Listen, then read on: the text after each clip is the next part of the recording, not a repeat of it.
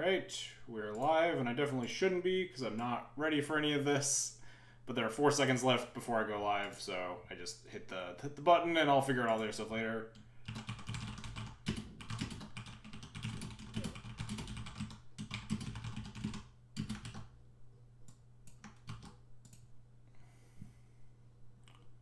Also don't have Discord open. But anyway, we're playing Red White Taxes, in case anyone was wondering. I was jumped in very, very last minute here, but we are in fact in. Alright, we're in.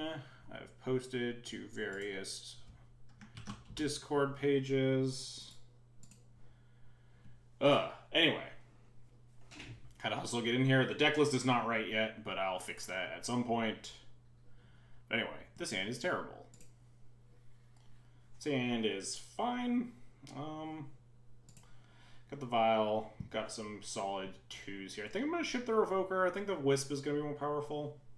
We have Thalia to try to mess with combo decks and stuff.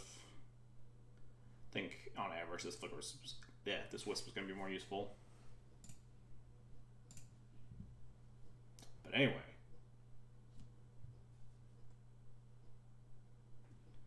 Managed to sneak in with like literally 30 seconds left. I was much too busy being a stock market millionaire in Animal Crossing. What are we playing against? I should download my deck and stuff and actually be... I'm scared that this is Gak, because I actually just changed my Graveyard Hate. Alright, not Gak. This is just Eldrazi then. Well, this is a horrifying Eldrazi start. If my opponent plays a Thought Knot, we just die, but not much I can do about that. What's up, X-Whale? How's it going? I'll just, like, pour Aether Vial here.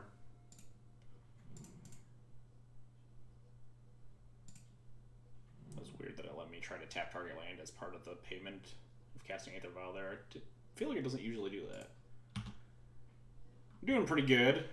Jumped in extremely last minute into this challenge as I was desperately trying to get everything up and running for the stream. Because I was too busy playing Animal Crossing to be bothered to start in a timely fashion. Let me download this deck code as well. Not code, but whatever. Download the deck so I can put it into...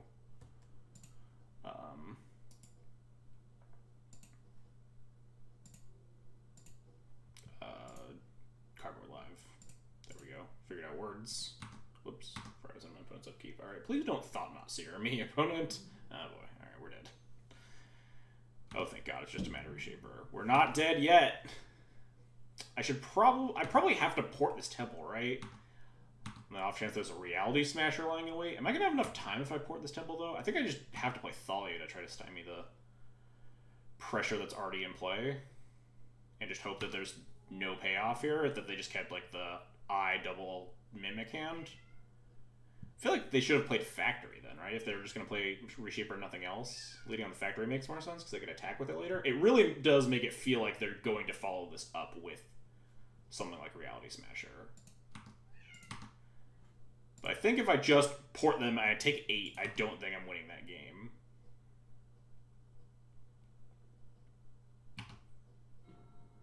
Well, if we can get there, we can do something. But I don't think we're going to get there unless we get very lucky. I mean, I'm going to cast this Thalia and die to Reality Smasher. If they have Endbringer and Soul Land, yeah. If they have, like, Thing to cast, Scary Thing to cast, then we just can't win. And I don't think me porting is going to save me from that, yeah. If they're just going to cast Endbringer there, we also, yeah. Endbringer or Smasher, we're just going to fucking take 1,000 damage and die. We take, what, 13, go to 1 and lose our Thalia? Yeah, card order is wrong, or my Cardboard Live is wrong. I haven't updated it because I literally jumped in with like 20 seconds remaining, so I just haven't updated the deck list yet. But I'm working on it between when I get spots. But yeah, we're just getting like smushed by Eldrazi draws, as sometimes you do. Yeah, we are 100% to lose this game. Cool. All right. Now we move on to sideboarding, and I can sideboard stuff and correct CBL, stuff like that. What did I do? I cut the P&K, the Cages, and the Cataclysm because I wanted to try Boil today. Boils, Deafening Silence, Surgical Extraction. I think that's it. Save. Alright, that looks good. That's probably right. And then we just have to open up Cardboard Live. Which is currently dead. Gotta reset it. Drag that over here. Red, white, D&T. Alright, now Cardboard Live should be good. We should be good here. I can sideboard. I think I decided that Bolt is a card that I want to board in this matchup. Last time I played it. I mean, we have a lot of blanks, so it probably makes sense that we just want to fill out stuff, right? Like, this is already... I'd want to, like, shave these Thalias, too, but... Especially because we got the Cataclysms for, like, Boils. We don't get to board in the Cataclysm, which I would probably shave a Thalia for, like, a Cata here. Although it's not excellent, especially in, like, the super aggressive Eldrazi build. But give me 1 second. I'm going to open up the door here. Let this stupid gremlin of a cat inside if she wants to come hang out. But anyway. This all looks okay. Dire Fleet, I think, is just better than Thalia anyway, because it can sometimes flash back and dismember, and they have the same stat line, and Thalia's text box does not matter. And none of my other cards matter, so yeah. Let's submit here. Ugh, this hand is almost there. Magus is obviously, like, insanely powerful against this deck if you can, like, stabilize on a board state, but this hand does nothing for me. We're just going to mulligan to garbage and die a bunch. Am I keeping Port into Crusader into Pia? I feel like I'd have to keep Crusader plus Sword. My opponent kept... My opponent's still deciding whether or not they're keeping 7. I feel like I can't keep this hand, but also going down to 5 seems pretty miserable. Oh, Doug's here. My opponent's also going to 6, so maybe 5 is more serviceable. There's also... I don't think this Port hand is just really going to make anything happen without an Aether Vial on turn 1. This hand is... This hand does turn... What would I put to the bottom here? It would have to be... It'd probably be a land, right? I'd probably put Basic Plains to the bottom. Yeah. Dog is allowed in. But Basic Plains to the bottom, we'd port them on turn 2, Crusader on turn 3, and P&K on turn 4 or something. Assuming we never get Thought Knotted, which is probably unlikely. Do I have to keep this hand? I really don't like going to 5.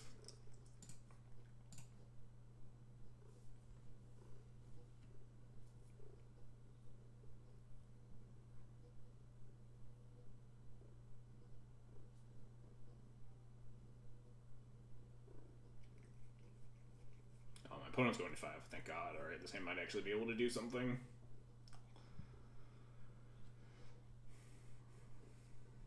Like keeping a hand that has a lot of action because of like hard mulligans for Thought Knot Seer and stuff. They can be very punishing if I had also gone to 5 and my opponent just has like turn 2 Thought Knot anyway.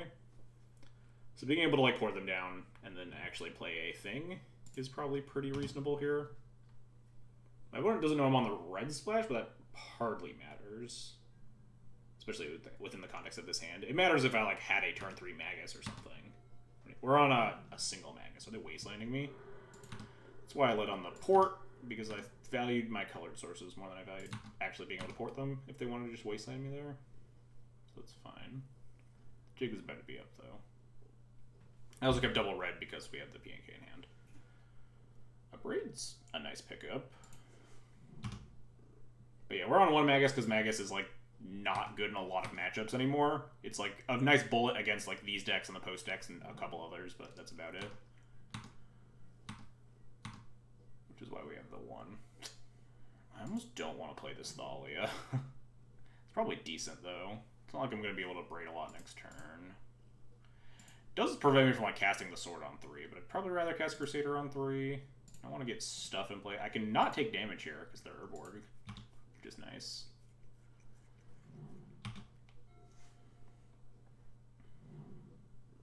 If they play like a chalice on one or whatever, it doesn't do anything for me. That was a horrible draw.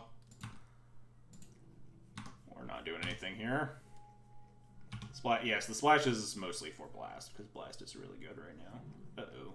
Thought not time? My hand is nothing but gas. But if we're just like getting thought knotted into smash it or something and we just keep missing on land drops, then we're probably going to lose anyway. But if we can just cast Crusader next turn, we should be fine. Although, do they take Crusader with the thought knot here? They might. Yeah, I can't wait to draw the GTA next turn. We'll draw like Council's Judgment, something just equally horrendous. Whenever you have 3 lands in your 6 and you bottom a land, you never find another land. We didn't even bottom land. No, we did. We bottomed the 4th land. We can plow this thought knot at least, which lets us draw a card, which hopefully hits us our land drops. What did they take? The sword? It's kind of weird. We'll plow this. Their Urborg has gained to me 2 life. Well, not a land. Sure, but another plow is a welcome addition. Another thought knot. Is this an endless one? The way they're paying X? Could be Ballista, too.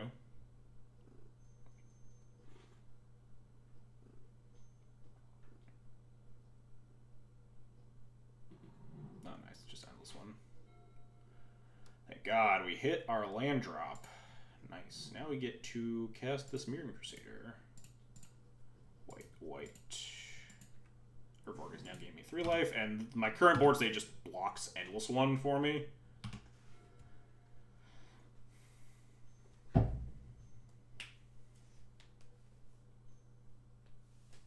Is this a blocking Ballista? No, there's another endless one. Those don't do anything. Stoneforge. That gets me my Battle Skull and my GTA for the Crusader. They would have definitely played Thought Knots here if they had them at some point. I don't think I need to push damage more than I need to just develop my Stoneforge Mystic here.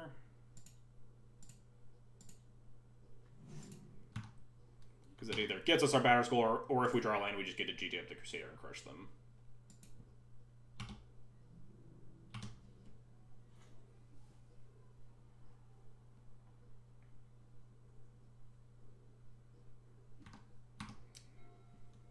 Congrats on becoming a millionaire in Animal Crossing. Yeah, it was great. I unlocked 4 straight milestones on selling turnips. It was like 1,000, 10,000, 100,000, and 1,000,000. The last one is 10 million. Ratchet Bomb. It's a little far away from mattering. Land. Well. Should I just Flicker Wisp an Endless One and start punching my opponent? I guess Batterskull's probably just better. I don't know. We have a lot of options. A lot of the roads lead to Rome here. If I Flicker Wisp the Endless One, I don't actually get to start punching my opponent. We can also get to upgrade this Ratchet Bomb before they get to take it up to 2. So it's probably what? Assuming I'm locked into abrading the Ratchet Bomb next turn so they don't blow up all my stuff. We could Flicker Wisp here, or we could just Batterskull. Attack into them. If they block, we Wisp our Batterskull and gain life. It's less mana efficient, though.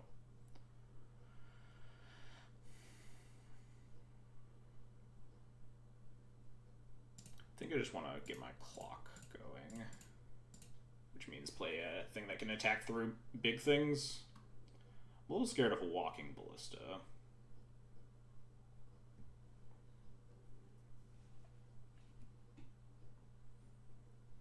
Our hand is just filled with so many like busted spells in this matchup that like I'm not really that scared of a Thought Knot Seer or anything, so. Question is if I want to trade up this Crusader with the Endless One. I think the answer is no, because we have GTA in hand.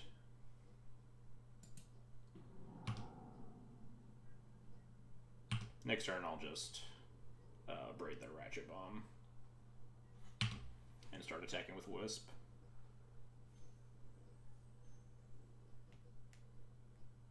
Sure, that does nothing.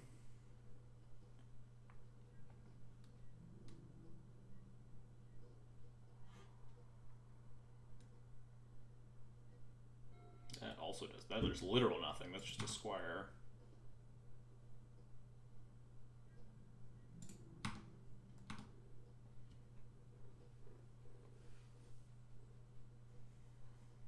But after that, I'll start being able to actually just punch my opponent to death. Dog is back.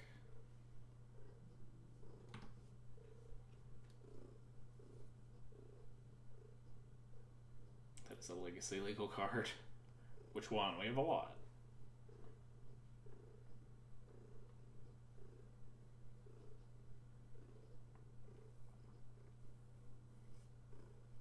My Squire is a Legacy legal card, I suppose. Swords in Exile. We have GTA and Batterskull in hand already. We don't have like a. They don't have Dismember. They can't cast it.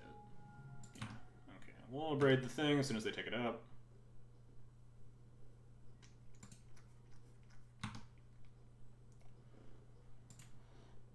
Destroy target artifact.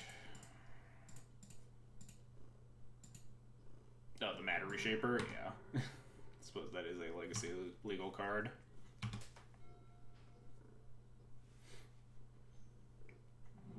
A Basilisk Collar? That doesn't do anything. Do I have a Walking Ballista? Zig still can't attack me. We have double, like, we have first strike blockers. There's a Bolt that doesn't do a whole lot. We still can't even, like, double spell to, like, get through this shit. We could just plow. I don't even really want to plow this Endless one. But our mana's just been so awkward here this whole time. Do I just want to, like, make Batterskull now? Or even make GTA to equip attack with Crusader the following turn? This Thalia has been just, like, actively horrible for me this whole game after I cast it on turn 2. Just drew infinite non-creature spells. Like, if I was able to, I would have definitely shaved down Thalia's, but we just had definitely worse cards to cut.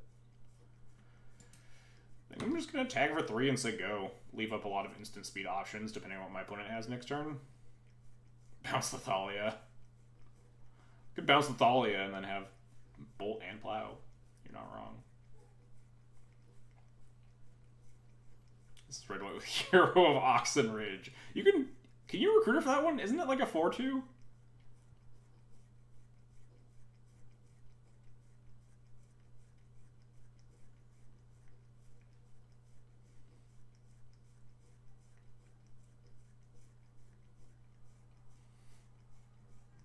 Hero of Oxenrage is certainly a sweet Magic card.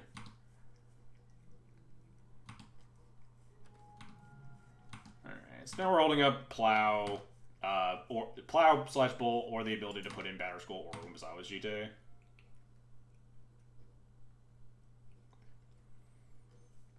So regardless of what scary thing they may have, that's the opposite of scary.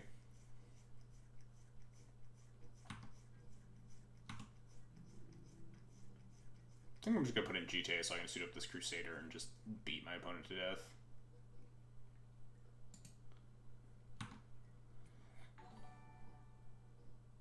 Hey, Disposable Hero, thanks for the 13-month resub. Appreciate it. Cat's going ham on the beard. Yeah, she loves the quarantine beard.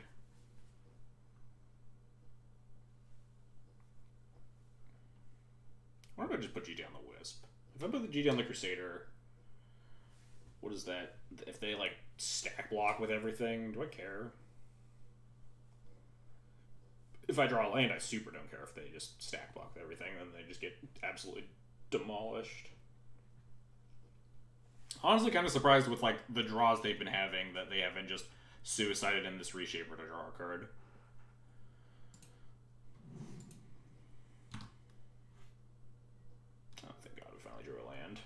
I honestly would bounce the light here. Yeah, it's not unreasonable, honestly. We drew a land, which is nice, finally.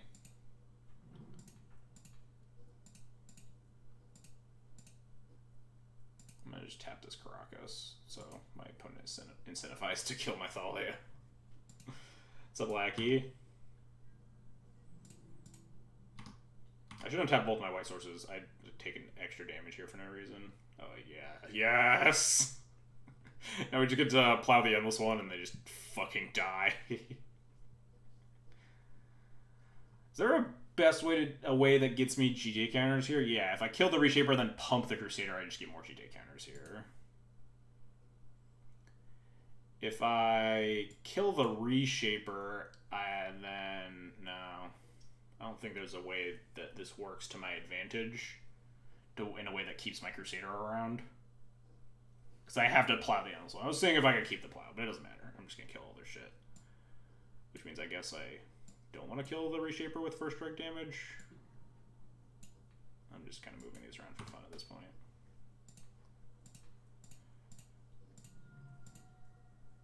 Alright, GG. So this is first strike damage. Oh no, I should have killed the Reshape with first strike damage. Oh no, it doesn't matter, because this thing will be a 4/4. Yeah, I mean, this game's also just over, so...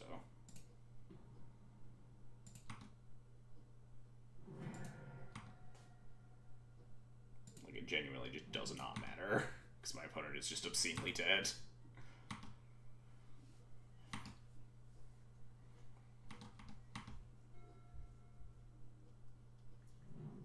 My opponent could, like, make a Ballista and put the Basilisk Collar on it, and we would still win in a landslide.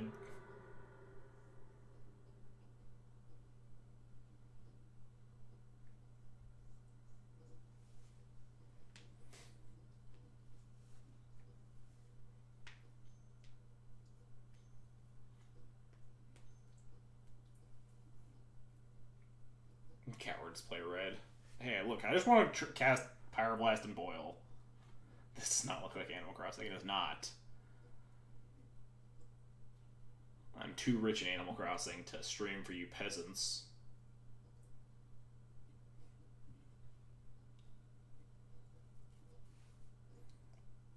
In before all this dust. Yeah, that would be a little bit rough, but we could probably honestly still win, right? We just untap. We have a GTA with 3 counters still, and we untap and play P and K. Like, and we have Caracas for the P and K. Like, even if they just hadn't all this dust and cast it here, we could. 1, 2, 3, 4, 5. They can't even cast. They're 1 mana off of casting all this dust anyway. But yeah, they're still like incredibly dead. 3 mana shy. That's not. Oh, they floated mana off the City Traders. So they're only 1 mana shy. 1, 2, 3, 4, 5, 6, 7.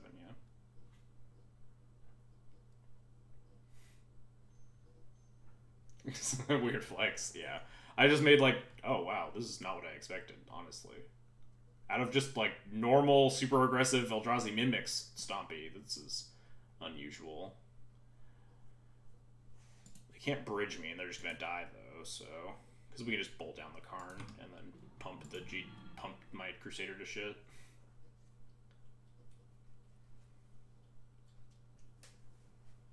Assuming they're like gonna wish for bridge here or something. Oh no! They're gonna animate their Basilisk Collar. How am I gonna bolt down the Karn now? Outplayed, I guess. And by outplayed, I mean I have no idea how they're gonna win this game. We got a Phyrexian Revoker, sure, why not? Alright, so...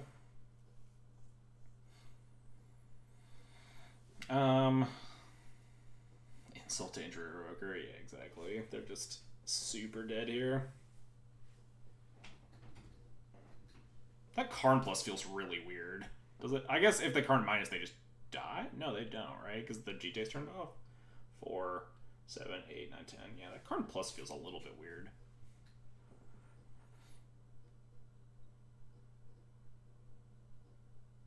I don't know, like, Karn's not a card you play in the sideboard, though, right? Like, Karn is definitely a main deck in my Ancient Tomb strategy. We could bolt the Karn and just Wisp and kill it that way and just attack their face with everything else. I'm trying to find the best way to beat, like, another Karn and, like, a Soulline and an Ensnaring Bridge in the following turns. I guess it would just be put Revoker on Karn. Is probably the play.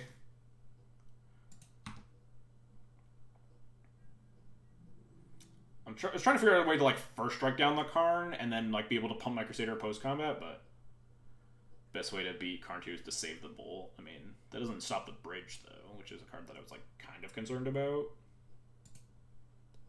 Saving the Bolt would mean, like, attacking with a ton of stuff, because this Basilisk Collar can just block.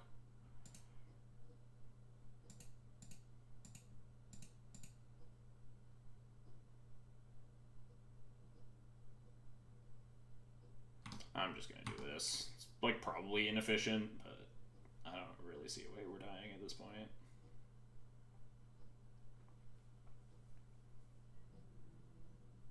Sure. I only have have 5 GJ counters now. Yeah, the Revoker beats the second Karn. That was my plan. We're just gonna bolt this Karn. I don't even need to bolt this Karn, right? I could just put Revoker on the Karn and then hold up the bolt.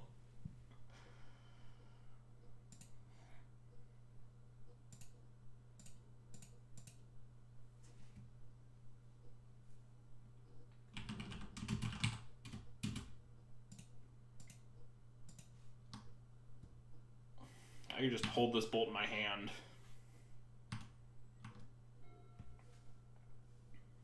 Obviously, we'll bolt down the Karn if we want to. Yeah, okay, they're just dead. Yeah. None of my decisions mattered because they were colossally behind as soon as we hit them with the GTA. Instead, bolt the Revoker. Instead, bolt my own face. The BM. Bolt the Thalia because it was just so annoying that whole game.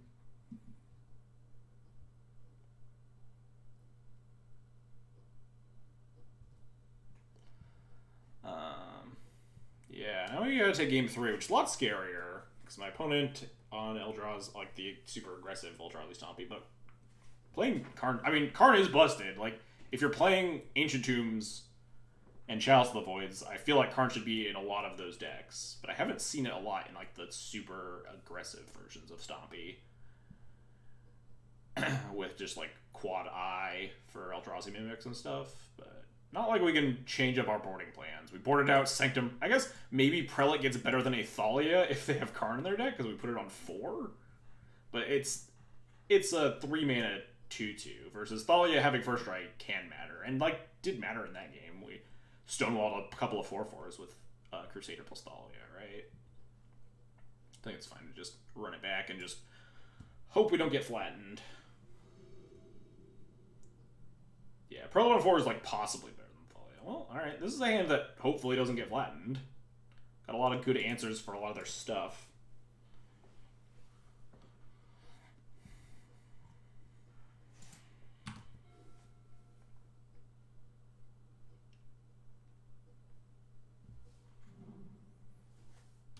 This reeks of turn 2 Thought-Knot Seer, which at least we'll have a plow for. I'll probably take my Stoneforge, and then we'll have Thalia Braid as leftovers. Recruiter is also nice leftovers now.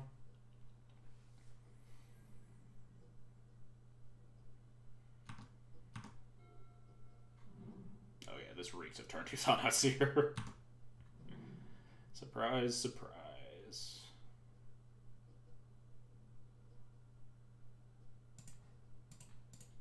Kill your thing. Ooh, drew another plow. That's nice. Now they'll probably take the plow and we get to play Stoneforge on turn 2. Depending on what their hand has. I think if we get to Stoneforge, just grab Batter Skull. It's the best if they have a Karn, and it's the best against their aggressive draws anyway. If they take the Stoneforge, we'll probably just play the Thalia for curve purposes. They did take the plow. Which makes me feel like there's a Reality Smasher in my future. But Batter Skull's pretty good against Reality Smasher.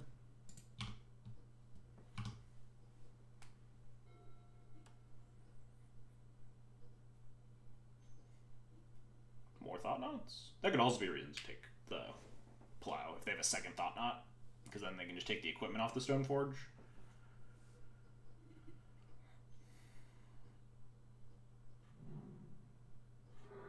It's a lot of mana.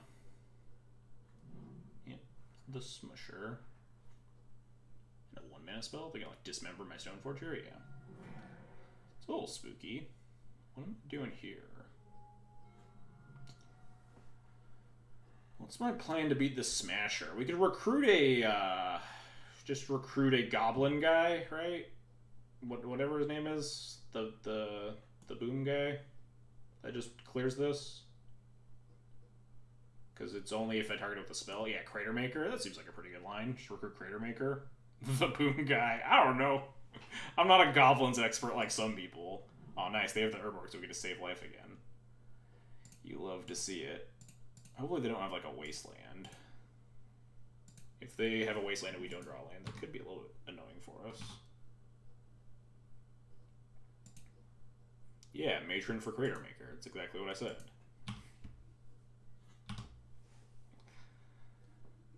Please don't Wasteland me or Thought Not Seer me. No! Oh, thank God they're oh, never mind. Thank God they're casting a Thought Not Seer, and that's scary. We're gonna take a lot of damage here, and that might be pretty bad for me.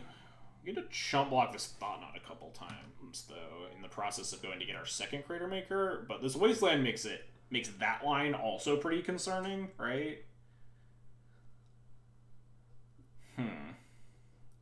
Because the Wasteland is on the board. We know it's coming, which means that the Crater Maker may not be our best line. Yeah, the line might just be Stoneforge. We go to 5, chump block the Thought Knot. And then but then what? I guess we're at 5 life, but then they just attack with the Smasher. We have to block. We go to 9. We go to 8, because we gain 4, take 1. Because they can't attack with the Thought Knot, because that's obviously horrible for them.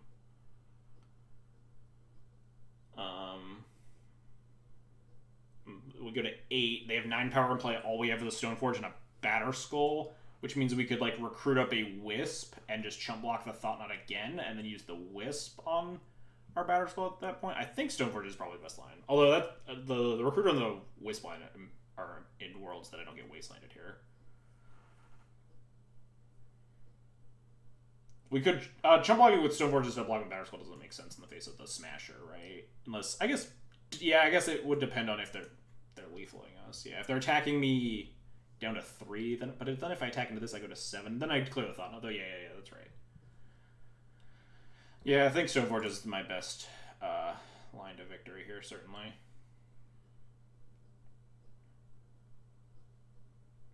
Yeah, you guys are definitely right.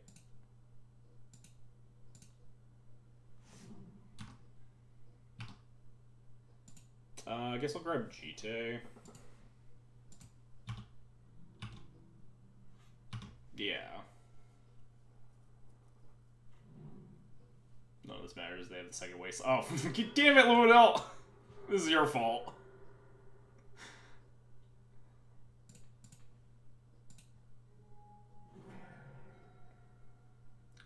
Luminel, this is completely your fault.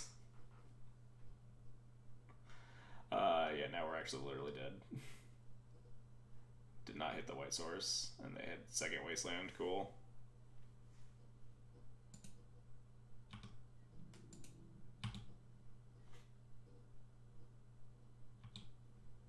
Not like the mountain is what's losing us this game. The mana base certainly, like, might have been because we have, like, this Sun-Baked Canyon. Although, not really, because, like, the normalists play, like, a Horizon Canopy here anyway. This would be a basic Plains, which wouldn't really be helping us. If we were on, like, Mountain and, like, Rashadenport or something, then I would certainly agree. But yeah, no, we're just dead.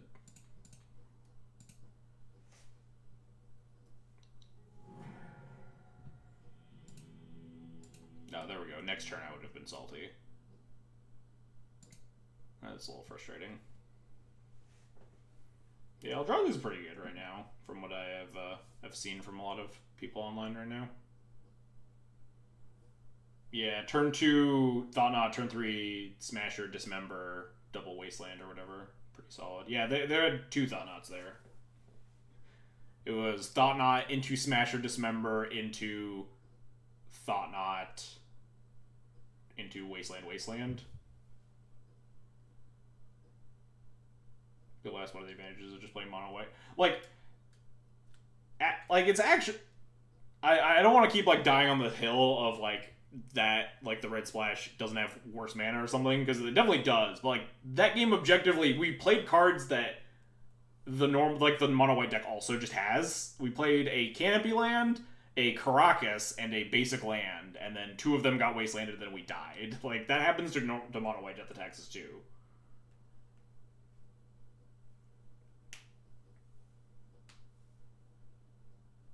Meta's evolving to Chalice decks and fast combo. Yeah, because nothing else can beat the blue soup decks. Like, blue soup beats anything that isn't just, like, super aggressive, like, Chalice bullshit and fast combo.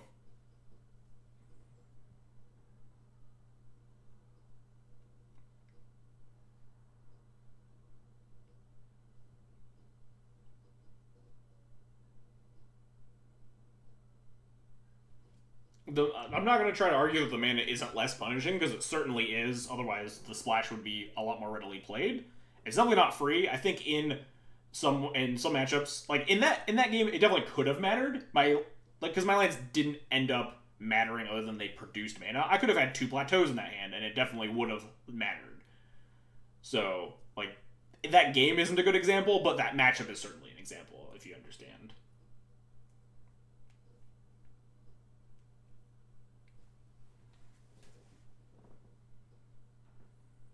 Yeah, I think it is I don't know the difference between mono red and red black goblins mana bases, but it definitely matters a lot in Death and Taxes, like land based construction, because we have like 4 basics in our deck now instead of 12.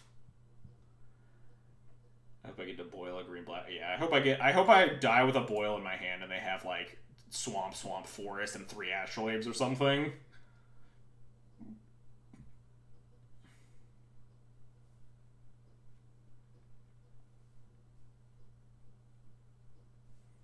Basics. I mean, this deck basically has like 10 basics, right? If you count the fetch lands. 6, 7, 8, 9, 10. Yeah. What was that sweet trophy? What these things? This is just like the friendly and the competitive trophy. You got this in like a cube draft or something. Oh god. Moto, stop. Freaking out. This isn't usually what happens when I scroll over cards. Usually I have to... Okay, there we go. It glitched out. It felt like it was like I was holding the scroll wheel down the whole time. I might have just freaked out.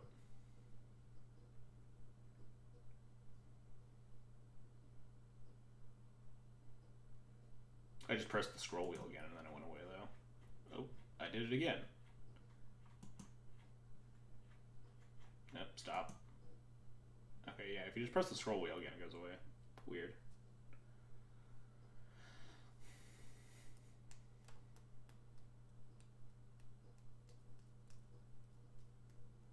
The only good thing actually have done is make control decks more affordable.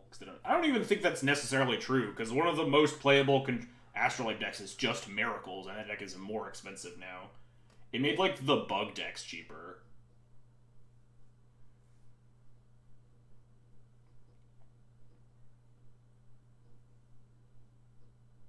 I have a trackpad unclear. I tripped and scroll wheel. Yeah, I got nothing there.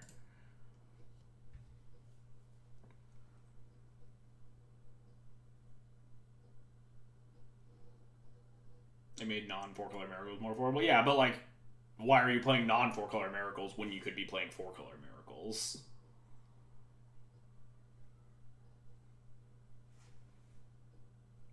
It made it so that there's no reason to not be playing 4 colors. If you want to play like a playable deck that is not optimal, then that's valid.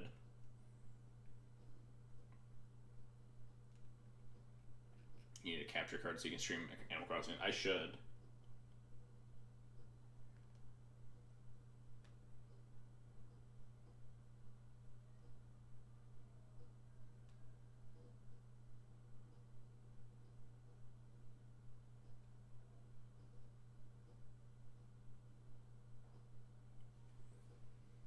No, I'm not gonna time travel in Animal Crossing. Maybe after I like play it for a really long time and I get like super bored or something, but I'm just gonna have slow goings.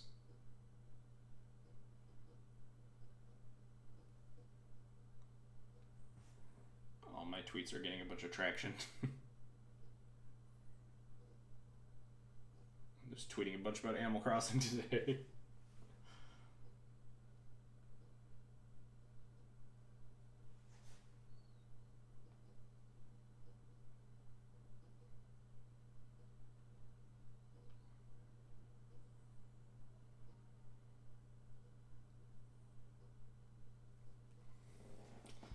Anyway, are we still complaining about the meta? Yeah, nice.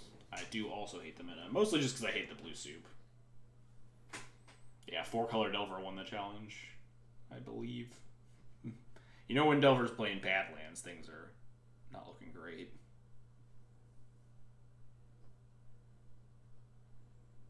Yeah, like, Delver's always going to be playable, is the thing.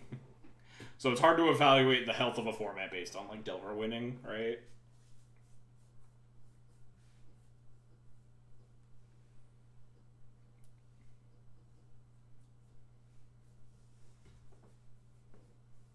It's a very weird meta if, like, Delver is just a terrible deck and you shouldn't be playing it. Delver is very good at adapting to a lot of what the format can do.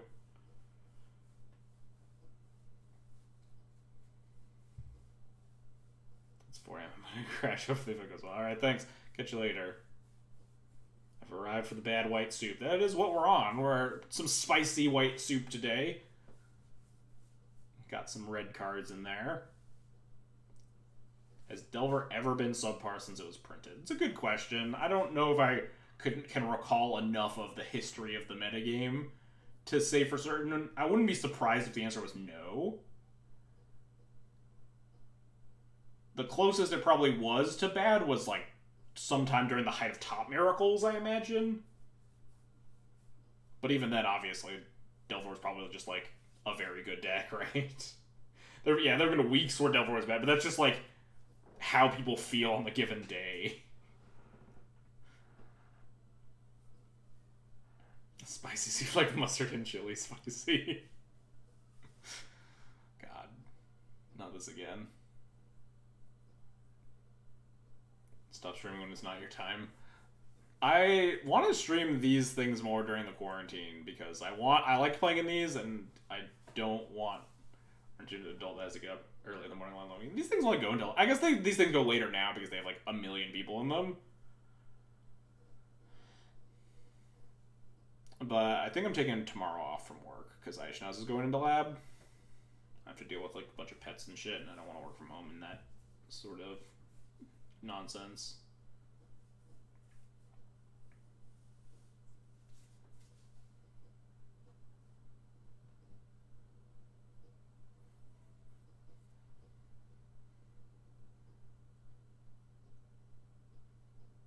Yeah, yeah, exactly.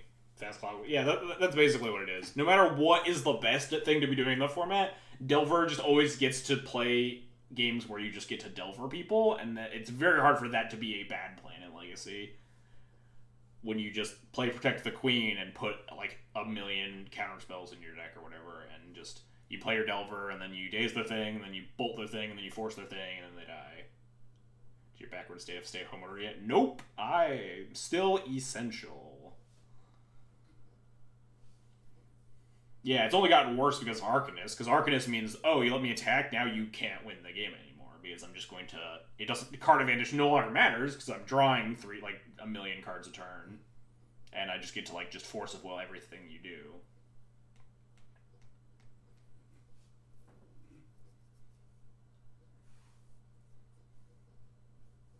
Arcanist is high on the list of cards that I don't enjoy playing against, but not to the point where I am going to start complaining about it.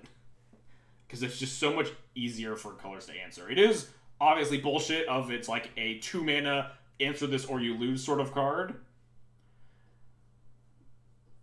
But I just have so many more things. Yeah. Yeah, that's what all arguments about how bullshit X card is in the format. That's exactly what everything boils down to. Is that just 2019 and 2020 really just broke? Not even just Legacy, just broke all the formats. I'm of the opinion that 2019 and 2020 were just net negative in terms of play patterns for every single format. None of the formats came out of the other side good or better than they were.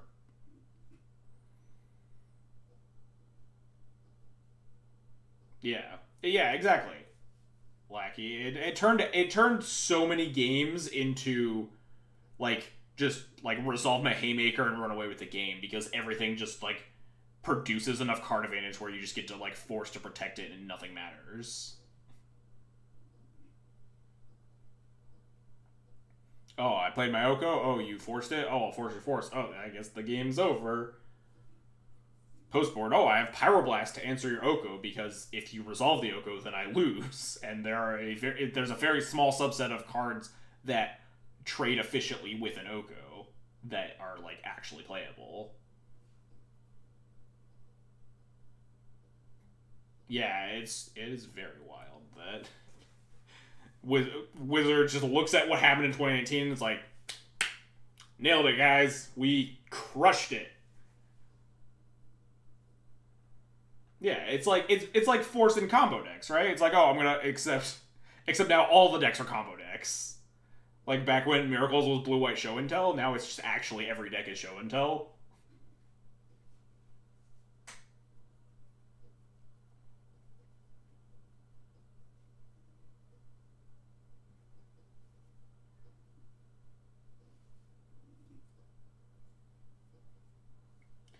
That's what I've been noticing, and why I wanted to start playing like blasts and stuff over cataclysms, because no games are about like like incremental advantage and like slowly etching out your opponent over turns anymore. It's about having answers for everything your opponent plays, or you die, or playing your own stupid bullshit that your opponent has to answer, or they die. Like that's what so many games have boiled down to now. There's no room for like incremental card advantage. There's no room for Flicker Wisping your Recruiter of the Guards to like grind out miracles anymore, because like their fucking Oko is just gonna beat that single-handedly anyway.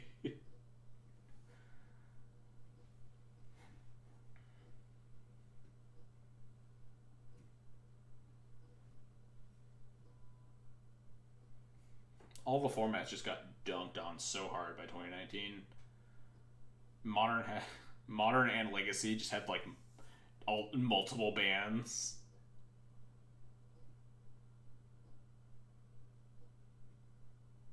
Looking forward to our new Overlords and Ikoria. Yeah, I'm waiting for the new busted Simic card to come out.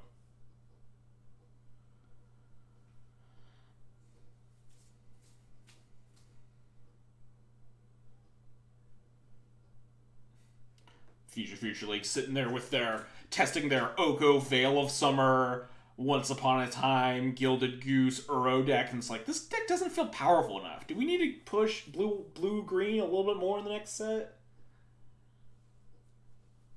Cast my very first Plague Engineer today. Oh yeah, Plague Engineer is not a fun card to put on the stack. Yeah, who's ready for like a stupid fat creature that's just like better than Emrakul? It's so hard to beat the fatties that we have now, but like it's 2020, the last year and change of Magic have just numbed me to any sort of like skepticism. I'm just waiting for some like infinitely bullshit thing to cheat in, and then they're like, yeah, you know, we didn't test it, because why would we? Fatties goes blue-green. Yeah, exactly. It's just Emrakul. It's just 3 mana.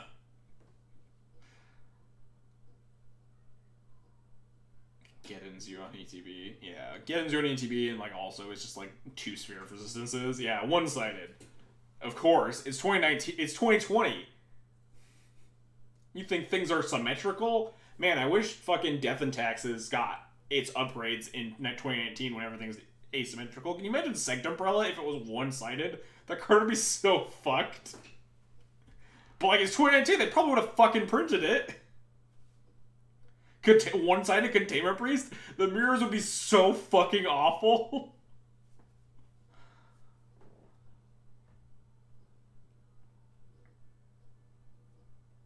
You know what would happen, too. People would complain so hard about one-sided Containment Priest, yeah.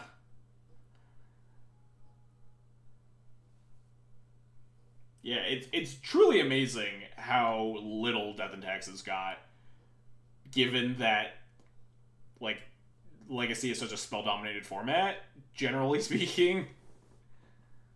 Dovin's a one-sided effect. You're not wrong.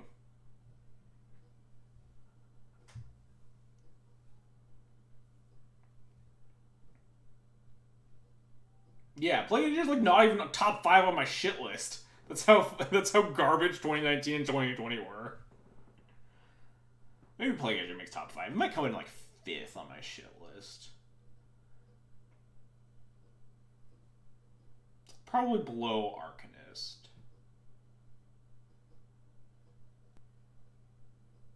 But, like, Oko and Astrolabe are some really fucking stupid cards.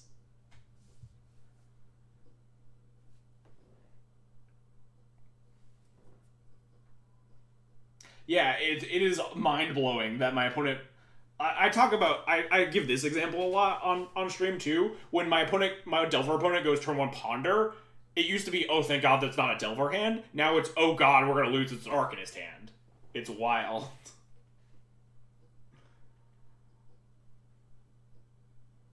When my opponent casts a turn 1 Delver, I'm like, thank God, they might not have an Arcanist next turn. They might have just kept this because it's turn 1 Delver. But now every time they turn 1 Ponder, it's like they're 100% going to cast Arcanist. Quest of Beast is fine. It's an example of stupid card design, but at least it's not like broken stupid card design. Yeah, alright. This hand is horrible. Just not really getting keepable hands today.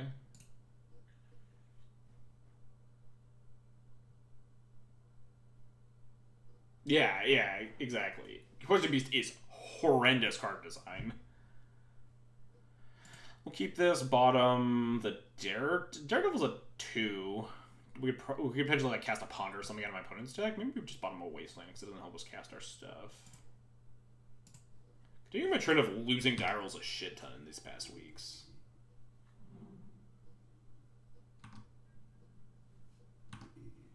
Bloodstained Mire. That's a scary land. That is a very intimidating land. Don't love most of my Bloodstained Mire matchups. He's on Tess, yeah. Tess and red-black come to mind when I see Bloodstained Mire, and I don't love either of those. Probably getting browned. Direfleet's not gonna do shit.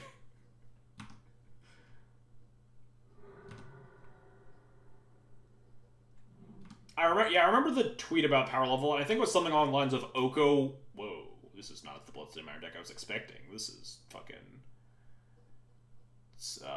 Strawberry Shortcake. Oko was not the power level they're going for, but Eldraine was.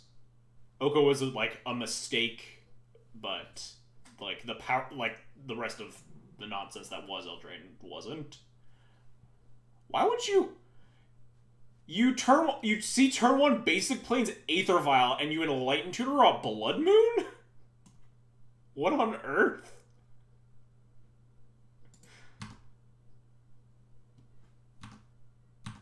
That is a bold decision. You're gonna turn 2 Moon. Okay, we're getting Karn Mooned, maybe? Is that what's happening? No, we're just getting straight up Blood Moon. Yeah, I guess they're really scared of Wasteland. This seems wild. We get Daredevil and Enlightened Tutor. I don't really know what I would want to get. We'd potentially get like a Revoker.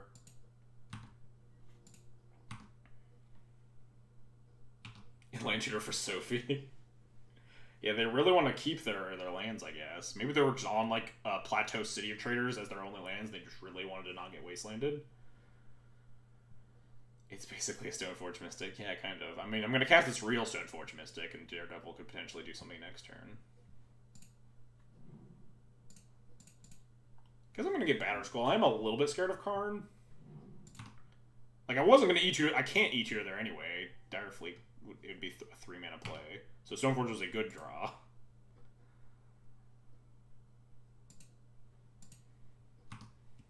Daredevil is a sweet card. I think it's probably not playable in this deck, even, but it's certainly fun.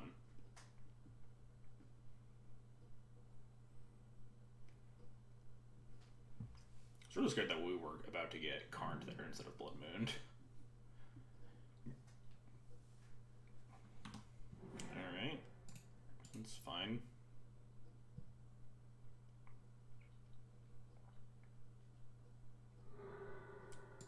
Sure.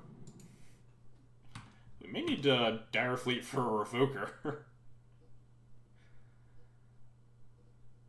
Ooh, we might need to revoke this Goblin Engineer. Let's assess our options. I mean, we don't really have a lot of other options because we're locked out of our white stuff as it currently sits, so... Well, we could cast a Recruiter and just go get a Revoker if we wanted. We could also, I guess we also have Direfleet for their Bolt now. We could just Bolt their Engineer. So yeah, it's probably just recruit something. We could recruit a second Stoneforge. Then the following turn, we could leave the leave the Vial on 2, and we could Daredevil Bolt the Engineer and put in the Batterskull. Yeah, that seems pretty reasonable. We could also take them out to 3 depending on what their turn ends up looking like, but grabbing another Stoneforge here seems pretty solid.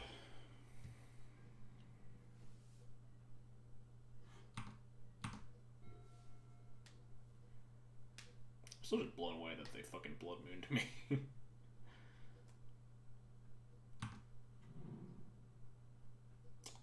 Alright, well, oh dear. Did we oh, no, we can just Bolt the Painter Servant, we're good. I was about to say, did we fuck up real bad because I didn't get a Revoker, but... So what's the plan to beat this Engineer? Get Jite, then? To beat the Engineer? Because it's a 1-2? I mean, we're getting Jite anyway, because the...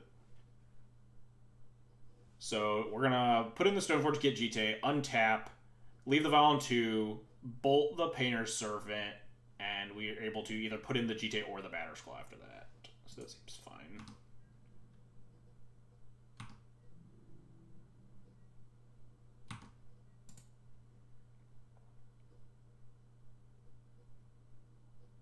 I could also, like, not bolt the Painter's Servant and get super greedy and wait for them to activate Grindstone, waste their mana, but... Feels kind of scary to do that.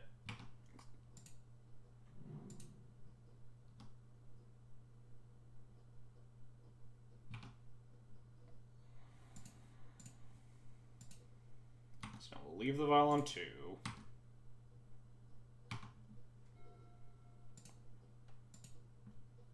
We know their last card in hand is Goblin Engineer, so it's fine. Grab their Lightning Bolt.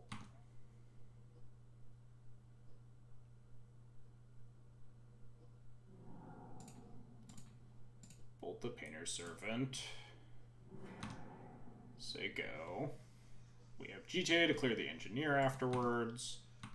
Don't think there's a point in attacking the Recruiter into the Recruiter, especially because we have this Wisp.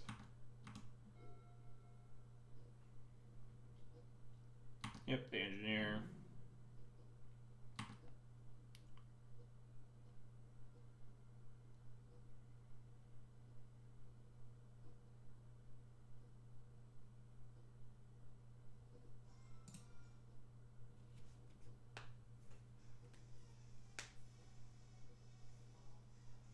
Still kind of confused on why they Blood Mooned me on turn 2. Their hand had to have been just the Plateau City. And they were scared of like Rashad and Port and Wasteland, but it just seems like such a resource spew.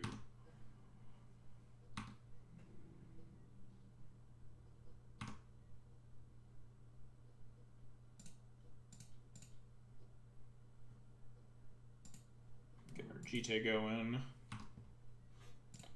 Take this Vial to 3. Prelate's not bad. I kind of like Prelate on 4. I guess they can't Karn me right now. Let's...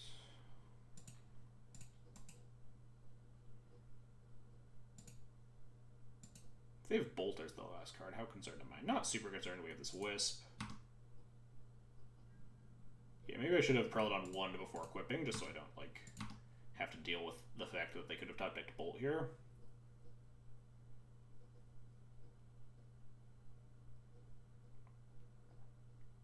If they bolt the Direfleet, we actually get to Wisp the Direfleet and then flashback to bolt on their Engineer anyway, which is kind of funny.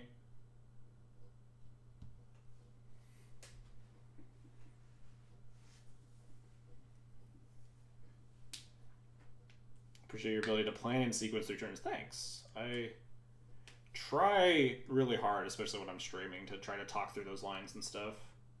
I was talking about if they had a second bolt. If they had another bolt to, like, prevent me from getting GTA counters here, we would just Wisp our Direfleet, and then we'd be able to flashback the bolt on the Engineer on the end step before they get a chance to untap with the Engineer anyway. Okay, now we just get to clear this Engineer, though, and then we just, like, crush them. Kill your thing. Kill your thing again.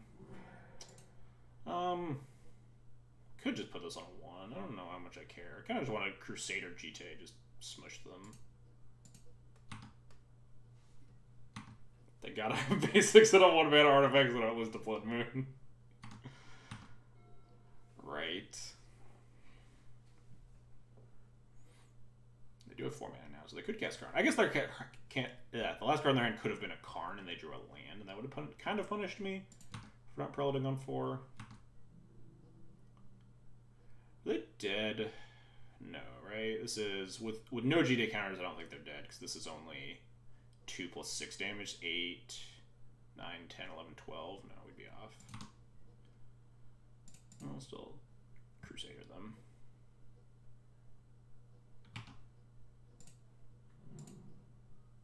Oh, I should have cast the Mom last turn. I kind of just forgot about that when I was talking about all the other things I was planning on that turn.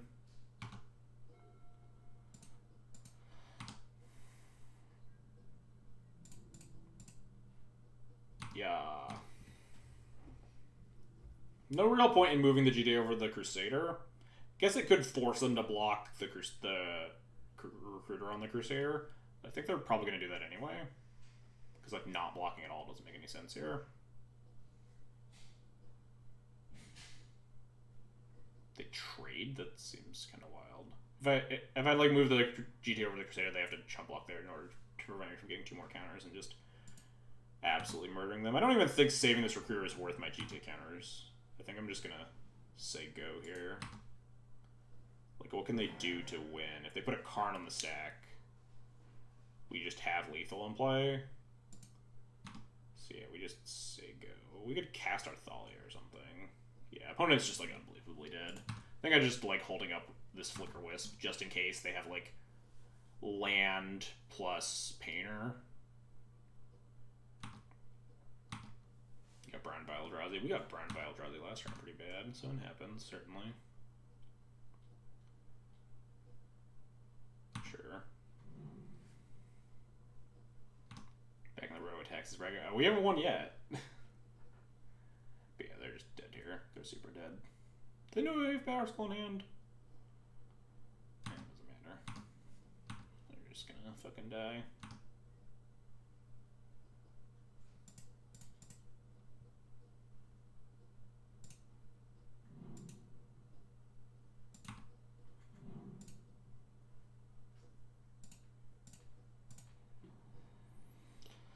Kill your thing. You're super dead. I don't even want to violate anything. So I just want to swing for lethal here. We got our own Blood Moon. Haha.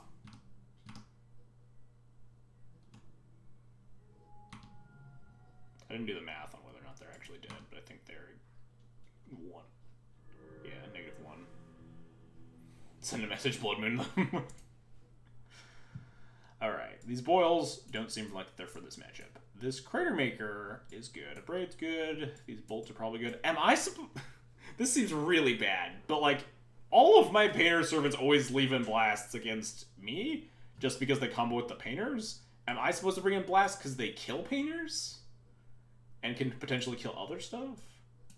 I also think I'm supposed to probably board in, like, some number of Graveyard Hate cards.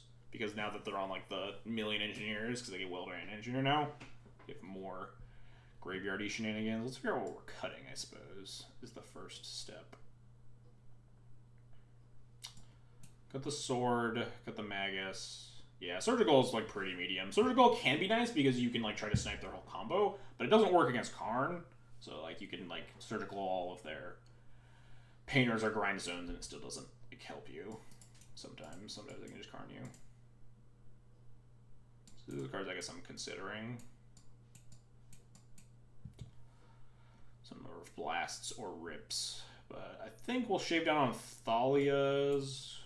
Prelate's fine. The rest of the stuff is good. Dire Fleet's okay. They do have bolts and are probably bringing in more interaction.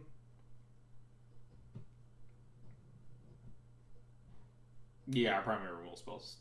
Plow's not dealing with Painters. But, like, especially with the advent of Engineer, Surgical gets a little bit better because it's a little bit easier to hit those things. And with the Red Splash, we have stuff like Crater Maker, Bolt, Abraid that can actually put stuff in their graveyard. But yeah, I definitely get you. does this look like?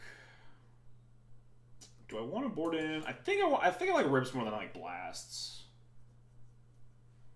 I like surgical enough. I think I like surgical worse than I like rest in peace, and I don't have room for the rest in pieces as it currently sits. We probably cut stuff like beaters like Crusader and stuff, right? But like the rest of this stuff looks pretty fine.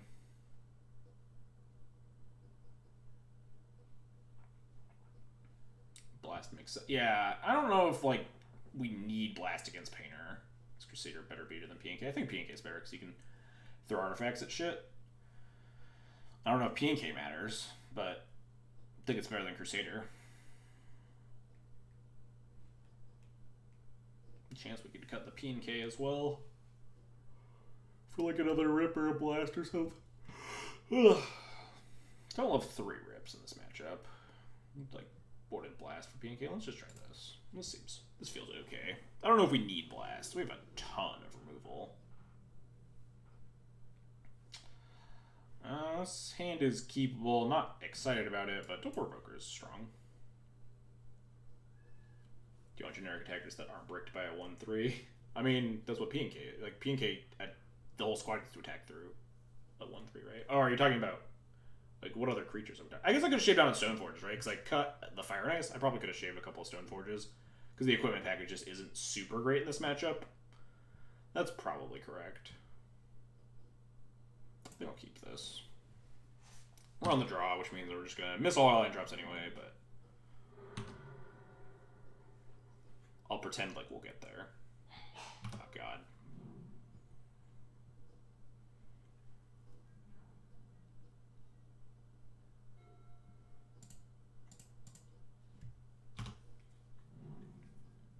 Abomination, yeah. Opponent probably has Karns and Ashlapes in their mono mistakes decks of Legacy. Rude. Painter? No, they're making red. Engineer? Yeah. I could revoke this engineer and be more mana efficient, but I don't love that. Draw Rip, that'd be nice. Got 2 in the deck. I also dig that. I like having more. I'd revoke it. It's definitely more mana. It's definitely better now that we have the 3rd land. It's worse if they have a Bolt, right? But they still can't, like, kill me. It's definitely more mana efficient. I do like that.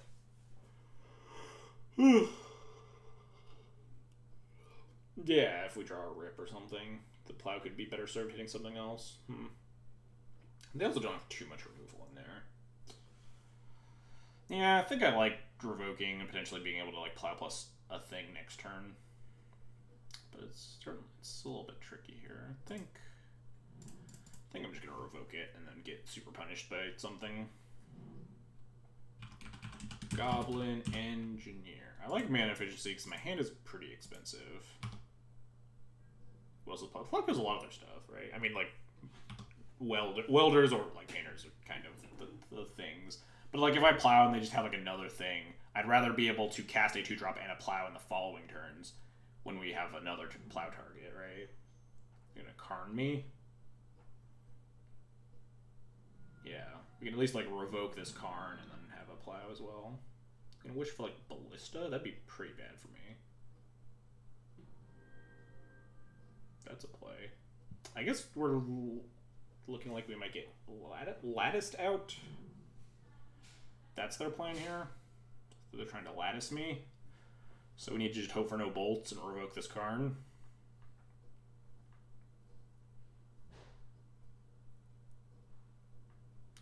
Revoke Karn, hold up Plow, and potentially try to get like Wisp online to start punching it or something.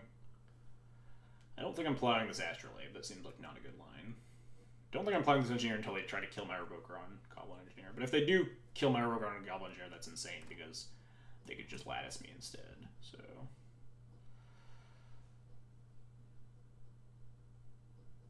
yeah, I think we are just going to revoke Karn the Great Creator and hope for not bolts. Karn the Great Creator. Next turn we could potentially plow this, like on their turn we could potentially plow this Engineer, untap, and like wisp our Revoker and Engineer as well. Assuming we get somewhere. If they have a bull here, we do just die, and that's just our life.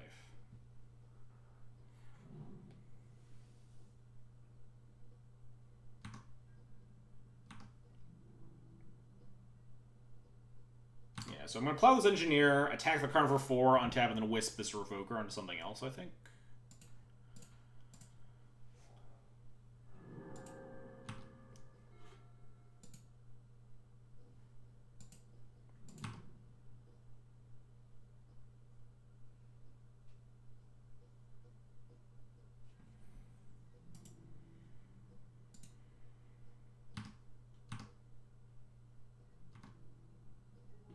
Porting seems like not a great plan right now. I think I just might want to revoke Karn the Great Creator a second time. I guess we could revoke Grindstone, because they just have a ton of mana, and they might just try to combo me.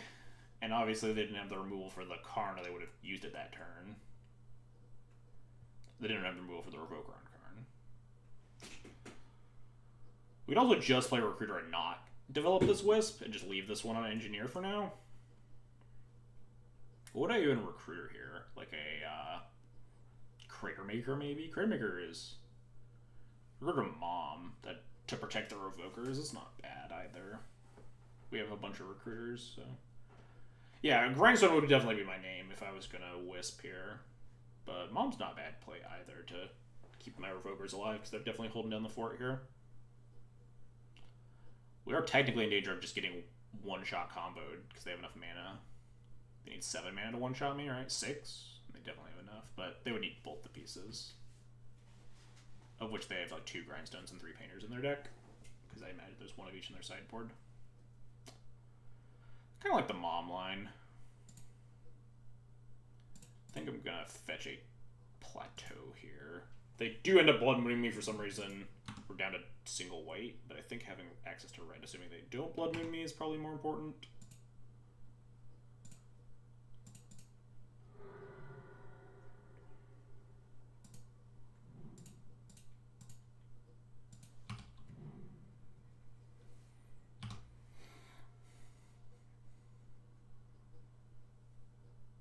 God, they didn't like wish for a Ballista when they just plus on the Astrolabe that turn. If they just like wish for a Ballista, we would have been in a really gross spot. I wouldn't have exactly known what to do. I think their plan was just to hold down the fort and lattice me the following turn, but they got pretty punished for that line. All right, rest in peace. Not super great right now.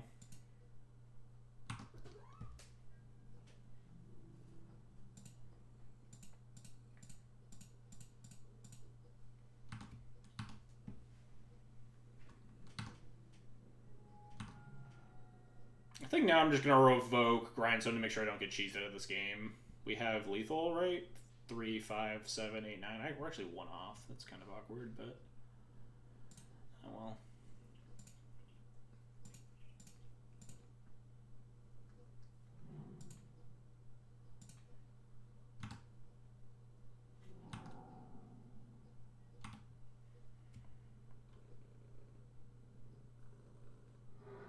They're gonna Containment Priest me? If you're revoking Grindstone, I don't think you want to attack with Mom. They have a Needle on Mom. They're just fetching.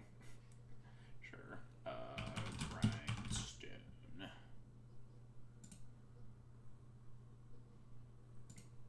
Yes, they played the Needle last turn. I didn't say what it was on, though, and it's probably very hard to see on your tiny screens. Is it a lethal board? Did I do my math wrong? 3, 4, 5, 6, 7. Oh, when they fetched, yeah. Now they are dead. You are correct. No, they're not. They can jump block. I can't Recruiter for anything to... Never mind. Who needs to cast Recruiter when you can just draw the cards you want? Yeah. Crater Maker lethal. We did it. Look at us, chat. Bullying some other Plateau deck nerds. The only thing Plateau can beat other Plateaus. Yeah, let's go back to bitching about 2019 and 2020 being horrible design mistakes. Just across the board. Well and truly terrible decisions being made.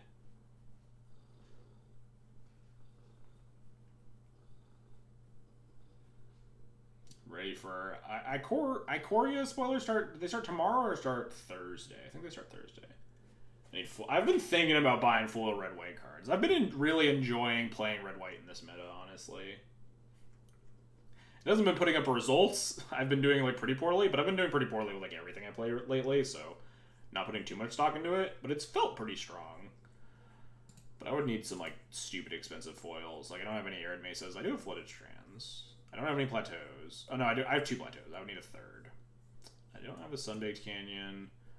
I don't have the foil red card. I do have a foil Magus. I have a foil Pia.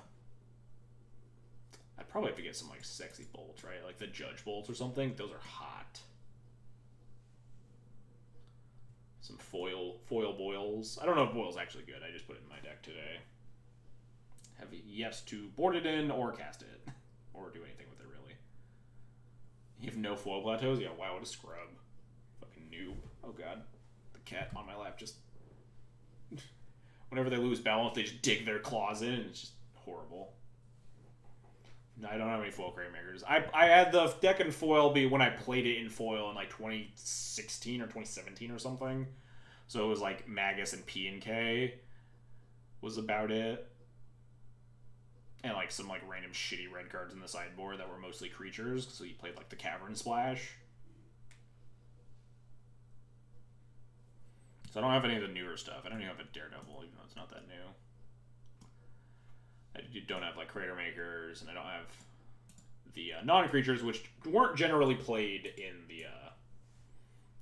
the Red Splash sideboard because they were, like I said, they were Cavern Splashes. But Power Blast is pretty busted right now, so.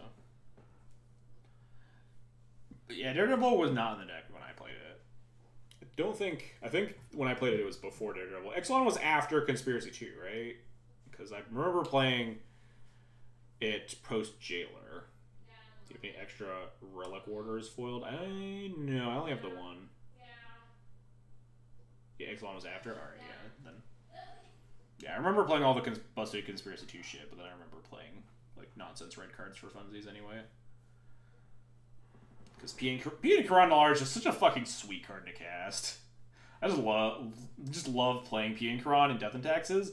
I just wish there was something even like remotely comparable in mono white. I would have so much fun playing it.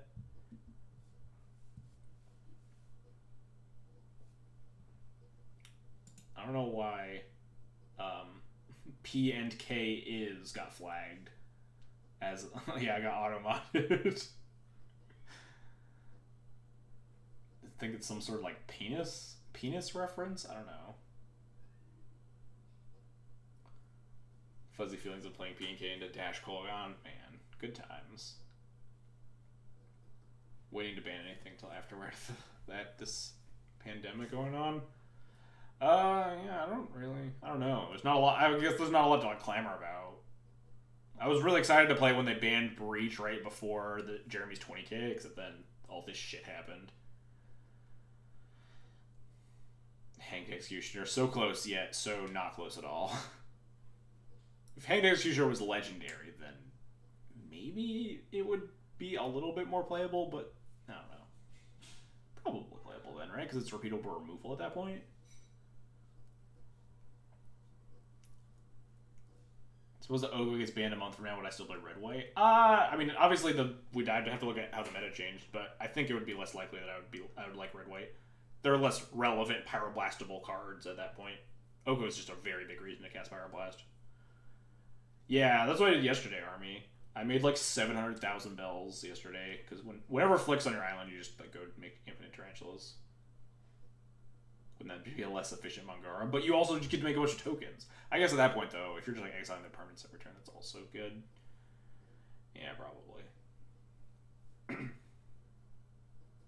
Yeah, the extra bodies are sweet. The fact that P and K comes with like a bunch of artifacts, and you can also just like shock stuff. God, P and K is such a sweet card.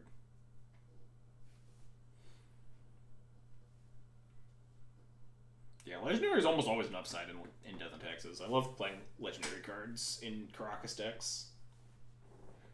And then you always get them Caracas and you just feel horrible about it. Like when your Thalia gets randomly Caracas by like 4-color loam or lands or whatever, when they just naturally have it, you just feel horrible. Yeah, throwing vials and stuff. I got to do a sweet play. I think it was in my match against Strifo, where I got to vial in a P&K, and then he had a Plague Engineer on Thopter, and I vialed in a P&K, and with the ETB trigger on the stack, I threw the vial at the Plague Engineer. Yeah, that was sweet. Tomek hasn't really been playable since Renin 6 died. Tomek was only really playable because the Renin 6 meta was just infinite Renin 6 and depths, and Tomek was just really good against both of those decks. I think if I was playing that sort of effect, I would just be playing Sarah Avenger, but I'm also very far from playing both of those cards because they're just a lot worse against Oko than something like Mirroring Crusader is.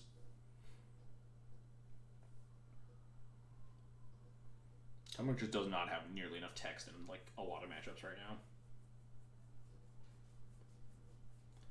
What does Blue-Green Omni have to fight Prelate? Usually, like, on Echoing Truth. If you resolve a Prelate on 3, it's very hard for them to win. Yeah, don't attack with it. Never attack with it. Unless they have less than 2 mana up, never swing it in. So yeah, sometimes they'll have like a 1 of Eureka as well. I've seen that less often. Yeah, what's up? Darren? Yeah. My experiment got cancelled. I don't need to go to lab tomorrow. Okay, cool. I'll go 2 weeks later. Alright, sounds good.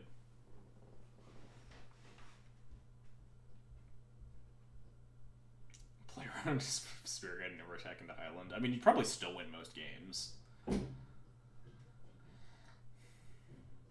Yeah, and they board in a lot of, like, weird, clunky shit. Like, a lot of, like, random Wishboard cards, too. Because they have, like, 4 main deck Veils, so they need to board in stupid shit like their Ceratops or whatever. And they'll board in some number of the bounce cards, usually the Echoing Truths, because sometimes they have a Wipe Away too, but Wipe Away obviously doesn't beat the Prelate. So sometimes you'll see, like, a Force-of Vigor in their deck because they boarded it in, because, I mean, it's not good, but sometimes you just need it, because it's better than a Veil. You just realize you dropped your Stringfish on the... Oh, wow, that's pretty rip.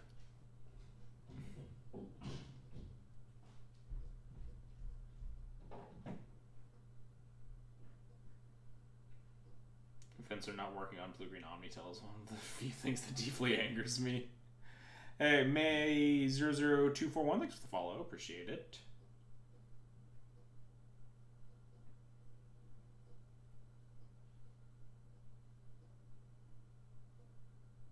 I assume the island is like lost. It makes Animal Crossing more amazing to read about. It basically is, if you think about it. The mystery islands especially. The fucking the dodos that fly the plane, they burn the flight plans after you leave the island. You never go back to the same island twice. Even though you definitely do, because it's like one of 10 different islands or something.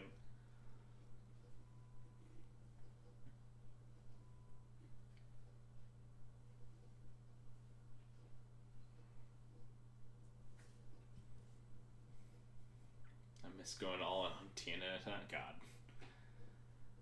I miss when Tienan was the card I got to bitch about.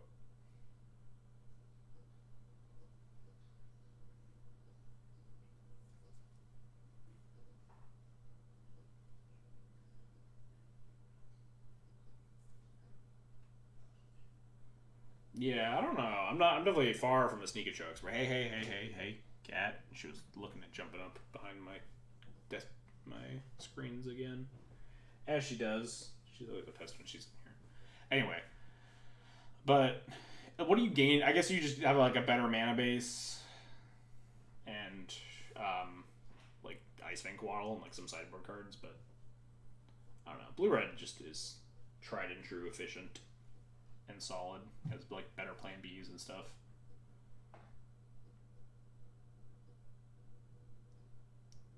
Yeah, JPA, the one that put like 4 bolts and 4 Dreadhorde Arcanas in Sneak and Show sideboard. Sometimes he just like, sometimes he's just going off, you know.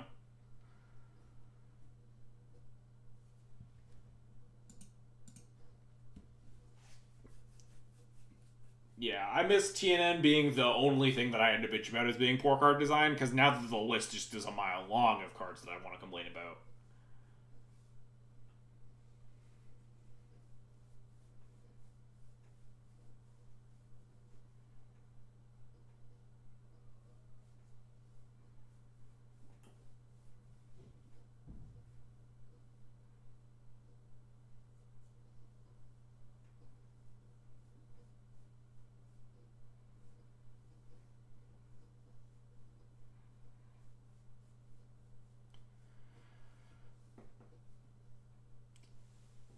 I always forget that now that we're in quarantine, these matches take forever. But hey, we're looking okay.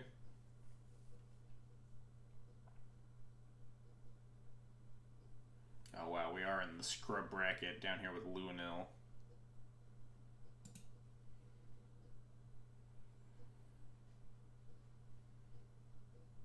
A lot of people in chat in the down here in the scrub bracket with us. Is Elaine? Elaine is also 1-1. Maybe we'll get our revenge after from last week. Freddie Clobber, one D&D player. Remember what happened last time we played? When I definitely outskilled you in our D&D mirror.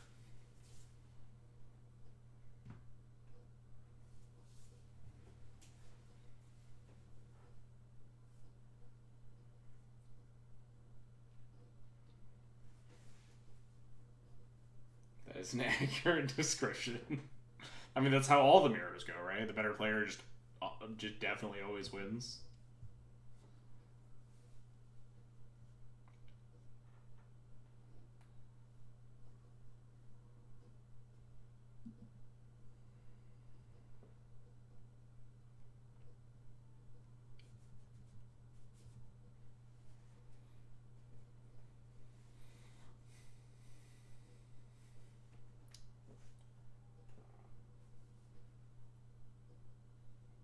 God, I hate Oko so much.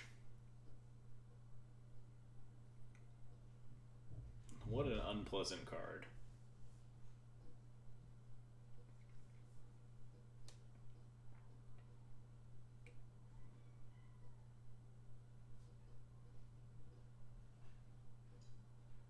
All right. 5 seconds, and we're in. Who are we playing against? Let's play against Luanil. Wow. Playing against Ryan39 with an Oko avatar. Wow, alright. Can't keep a 7 to save my life. Can't keep a 6 to save my life here, I guess.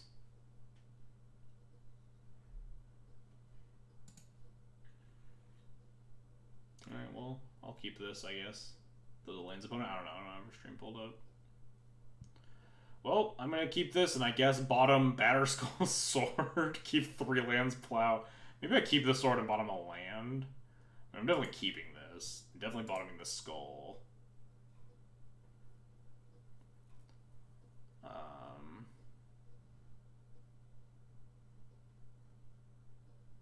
What's my record? We're 1-1 right now. Yeah, sword's like the only action is kind of important. Maybe I bottom this wasteland because I just like need my land drops. Yeah, maybe we just do that and just fetch basic plains, Mother of Runes.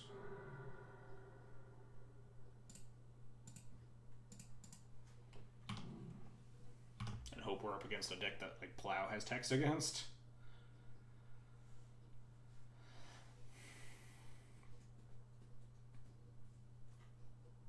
The mirror could be like snow decks still. Well, I'm just gonna say land go, I guess. This is 5 rounds.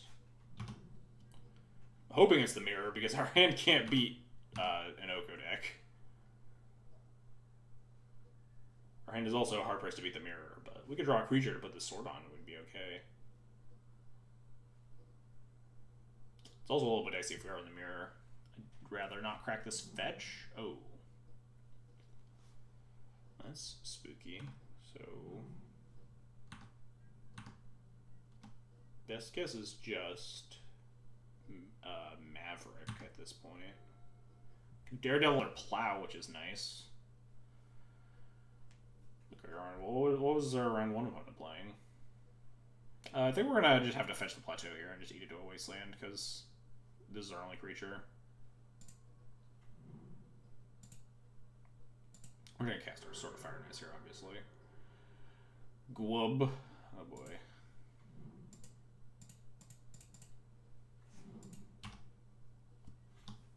We're super dead if that's the case. Are we getting Snow-Covered Plains Savannah'd? Would you assume, Glub? Would you not assume, like, Maverick from, like, Plains Plow Savannah Library?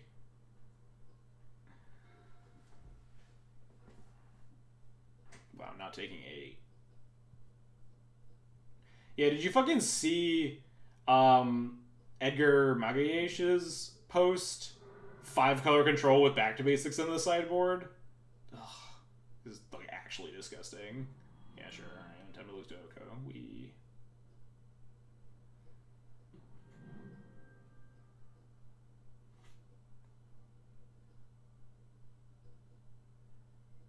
have players have enough decency to not play Snow-Covered Plains. Honestly, that is kind of what I was thinking. Yeah, so I was like, do many players really play Snow-Covered Plains? Not that it really affected my decisions, or just like mulling to 5 and dying. I could have actually wastelanded the Savannah. Wastelanding the Savannah against the Solo Library probably seems pretty bad, though.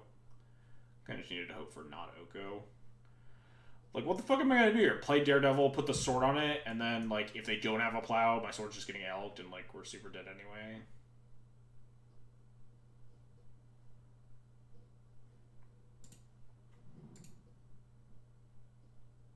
We'd plow nothing. We wasteland him instead of equipping the sword, which is, I guess, probably better. So I exile this plow.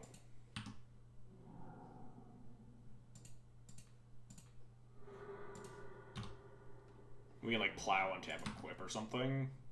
Assuming they have Stone Cold nothing. Yeah, is that not, like, the most tilting deck list you've ever seen? It's just, like, so frustrating to look at that list and be like, yep, this is Legacy now, I guess.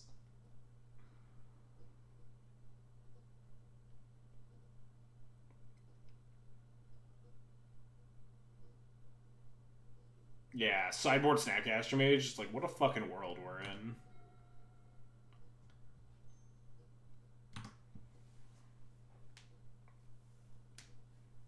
Hopefully they don't have any Swords to Plowshares. And then they just elk my sword, and then we can attack the Oko for 5, and then we have a plow when they try to make an elk to defend their Oko. And then everything will be fine. Well, they didn't let Ponder. They shuffled. Alright.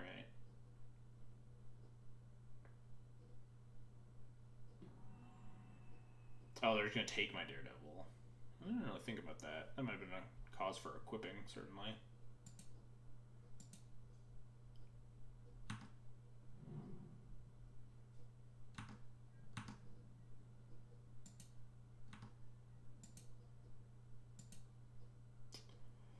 Do I want to plow this right now? Probably yes. Because we could easily just draw a 3-drop. Do I care, though? We draw Wisp. Oh, I guess that's true. Yeah, if we draw a 3-drop, we just play the 3-drop, and then if we're equipping and plowing in the same turn, it doesn't really matter. So yeah, that's fair. Alright, well, I guess I'm plowing it now.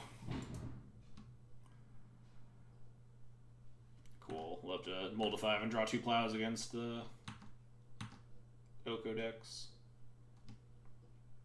We tried our best, but we have drawn basically nothing relevant.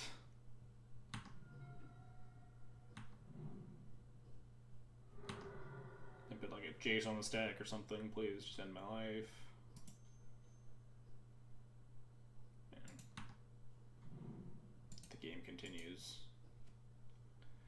Guess I just plow this right now so they deny them to draw the other card. Just like gain 8,000 life to the library and play. Everything's bad.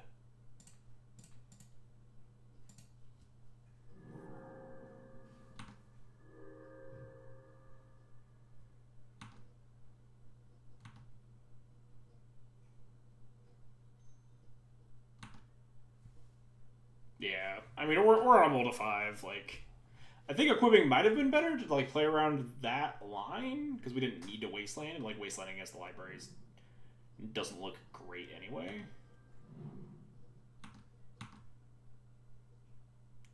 have been correct to try to play around that, but sweet.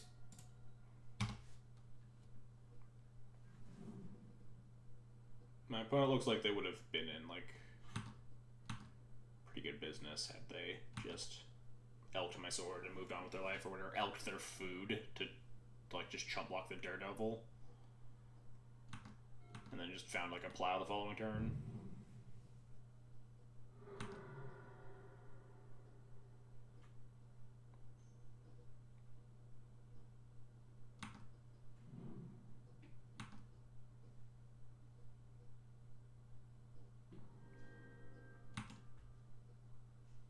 Do I pose food now? Probably. I need to save some life here. And we can still draw Wisp on this Dire Fleet to do something relevant.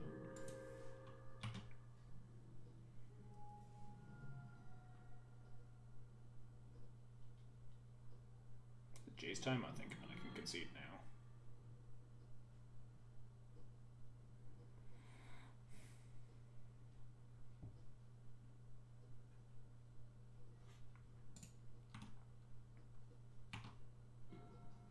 Oh, nice. My Magus of the Moon here to save the day. Alright, I'm done with this game. Alright. Now we get to bring in our Boils and our Pyroblasts. Council's Judgment. Yeah, Magus first 4-color deck doing Stone Cold Nothing. Love it. Probably boarding these bolts just to deal with random creatures. Lets us cut our Sword of Plowshares. Crater Maker's bad. Magus is horrible. Although, now that Uro exists, plows do get a little bit better than bolts, but like plowing Uro is just such a fucking horrible feeling. They gain 9 life and draw a card. It's just like so ungodly bad to plow an Uro.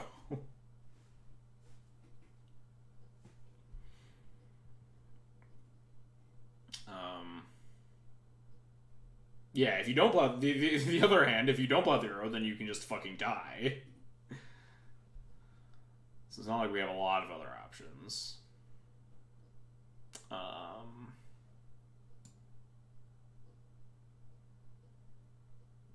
I don't know if Surgical's good. Rip might be decent, but Rip it just feels miserable too. Does this deck even play Sanctuary? They have like what, 2 Snapcasters or something?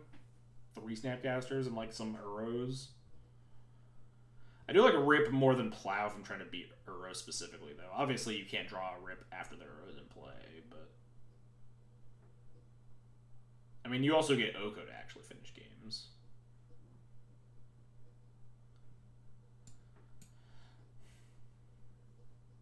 We also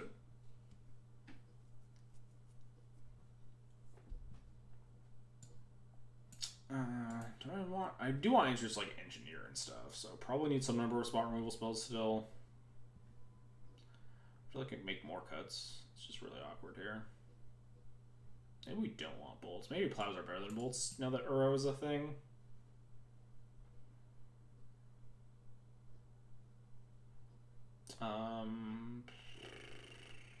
I almost want to like shave equipment. Is that wild? Shaving like a sword and or like a GT and a Stoneforge here? Because equipment is just like not nearly as good anymore. Just do that. Leaving 2 plows. Don't board in any rips. That feels like kind of wrong.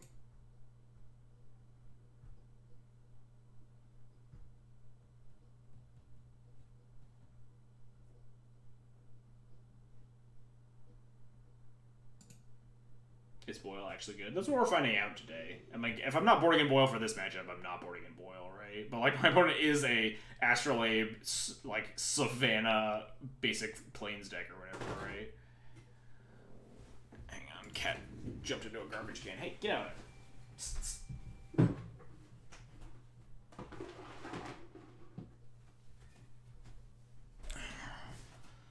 Alright, the classic uncastable Pyroblast. We have this Batter Skull, which is also bad. We have Turn 2 Thali, which is good, and a Revoker, which is not the worst thing in the world. Am I supposed to keep this on the back of this Pyroblast that I might be able to cast? Maybe.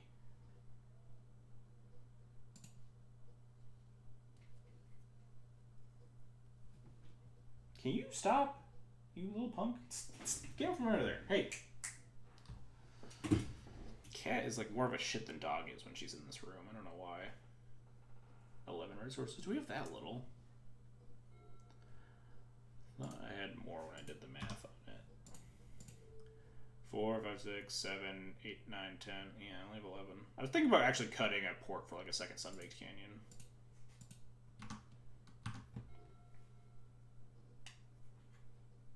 It doesn't really get any better, and it's attrition. Yeah, that was mostly my thought, is that like I just really don't want to mulligan against this deck.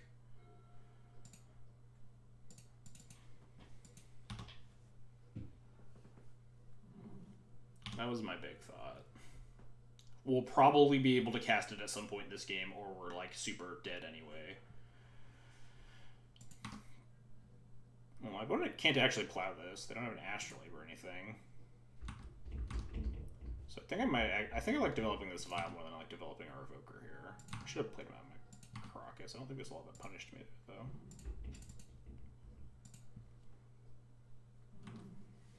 Just gonna flash in a thing here. Yeah, shocker.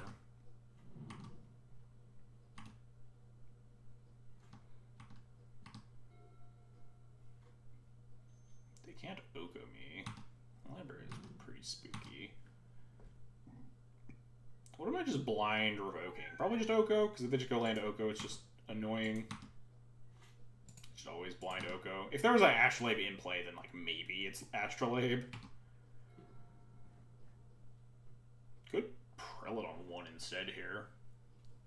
It's not bad. It's not good if they have land Oko though.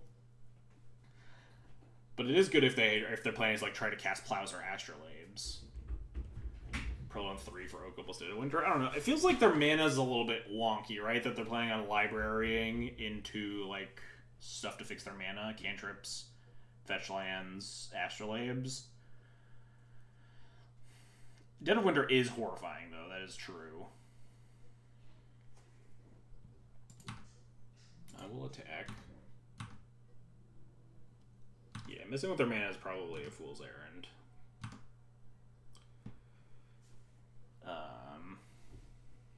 If Oko comes down, it can be taken care of the following turn. Depends on what it does, right? Oh, I guess with the Revoker, like taken care of, I suppose. So it is between 1 or 3. I don't think I like Revoking Labe here. I think that's maybe the weakest of my plays. I think I want to play this Prelate. On 3, maybe, if we're scared of Dead of Winter, which I definitely am. Yeah, Prelate on 3 is probably fine. Just gives us our opponent multiple things that we think they need to answer.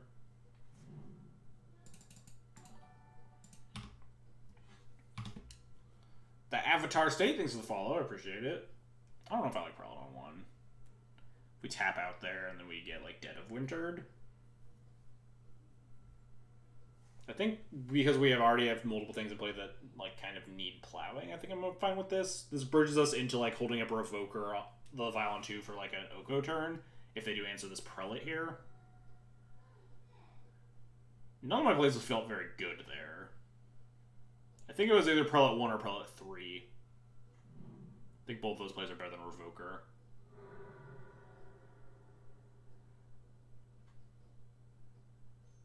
They have their white mana now. They're going to plow something? Plow the Thalia while the Crocus is down? Yeah. That was the one reason I thought about not casting the Prelate. Now we don't actually have anything that can attack into a Quaddle. Wow. Getting ranched now.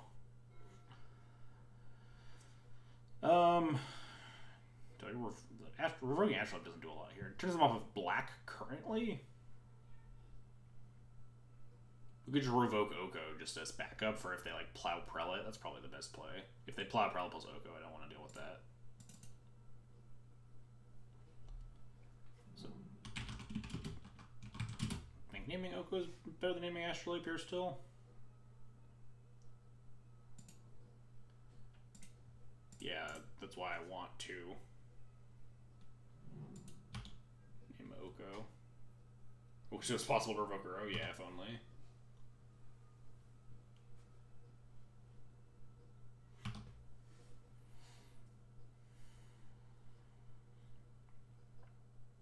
Yeah, the fact of the matter is this library is going to like just put us in the ground pretty hard, though.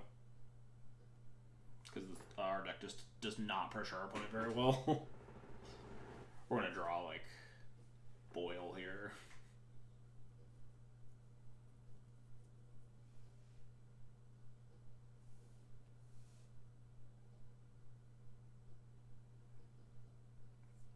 None of our stuff attacks into a Quaddle anymore.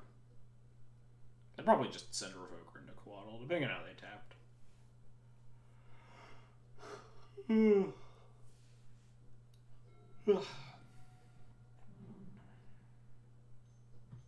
Red source, please. What on earth is this? Wow. Alright.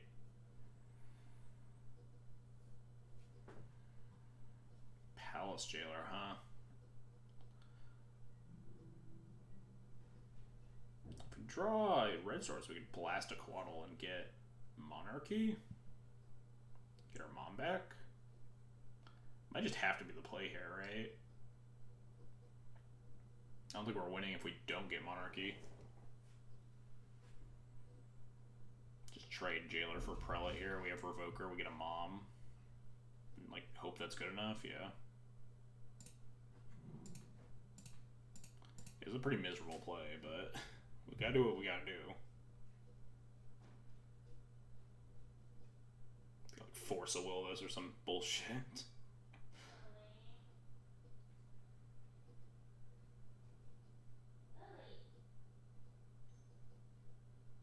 Brainstorm for force a will. I have to attack with both though, and they could just not attack. I guess we could play our Revoker. If they don't attack, we'll have 2 blockers too. I'd have to like just play very heavily into a Dead of Winter by casting my Revoker. If they Dead of Winter me, at least we have Monarchy. So like that's a plus, I guess.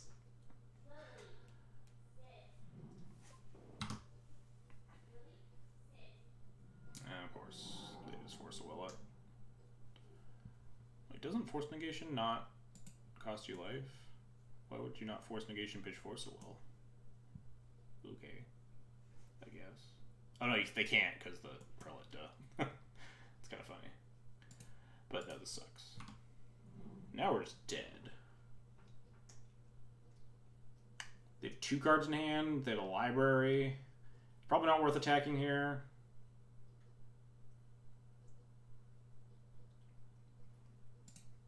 So I think we just play out this other Revoker. I think I'm going to put this one on Astrolabe so they can't just like Astrolabe into like black removal or something. Arkham's Astrolabe. Named Jace. Oh yeah, they didn't show us Jace, and that's definitely scary here. That's definitely scarier than an Astrolabe. Yeah, not attacking. We're probably pretty hosed here. Draw the 2 bolts that we didn't board in.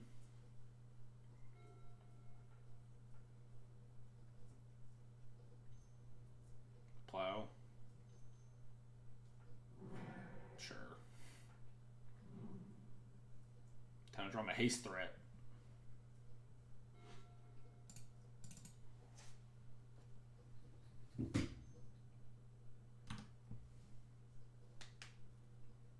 Alright, they'll just have no creatures or removal spells, and it'll be fine.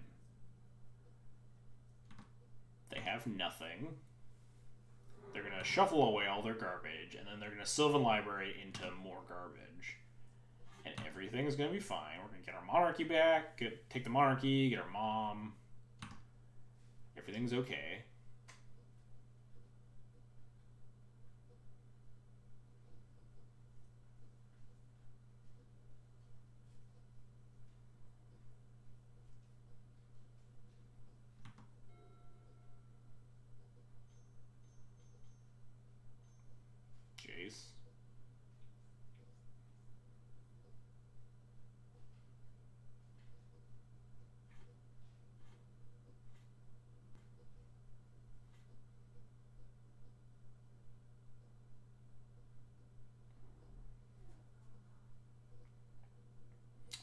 I don't know about content.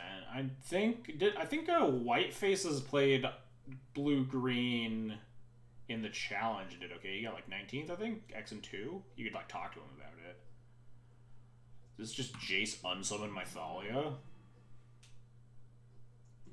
Yeah, I mean, that buys them a whole heck of a lot of time to just find actual stuff.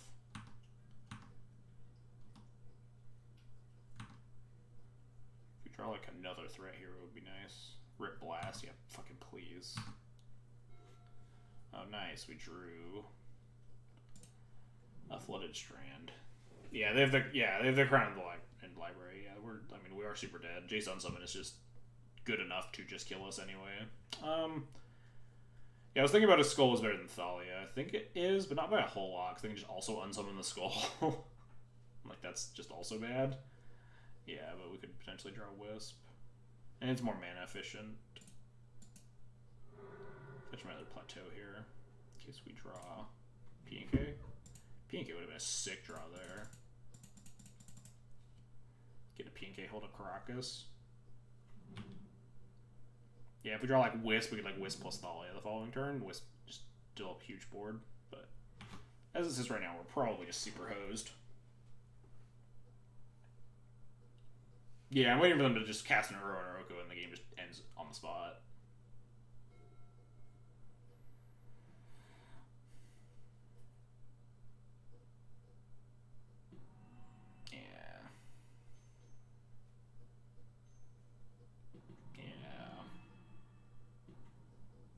Yup. I love the Ansel like play all my bullshit and then cast my Ponder because like I'm not looking for anything. You're just dead. Sweet, the 6th land.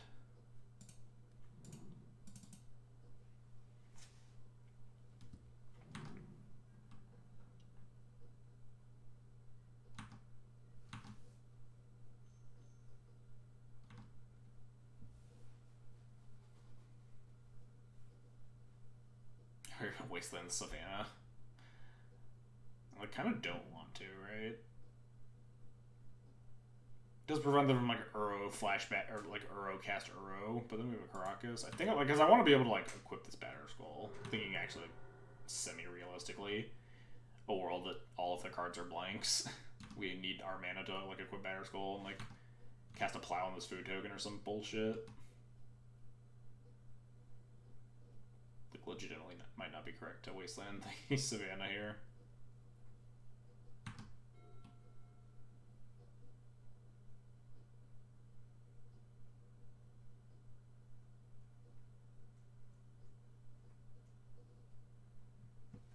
Yeah, it doesn't seem like they aren't just banned. I don't think they have any black cards.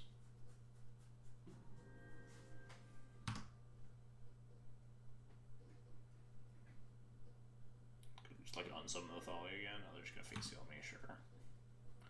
Make sure I don't draw an answer to their food token. Left a card on top, perfect.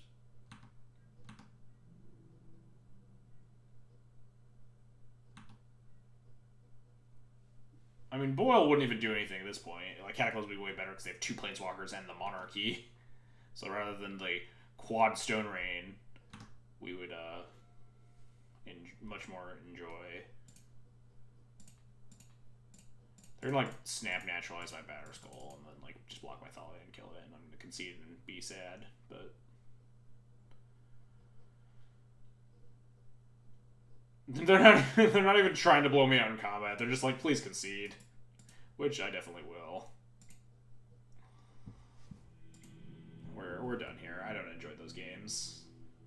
Big reason that I'm not having fun in Legacy is those games. That match of Magic.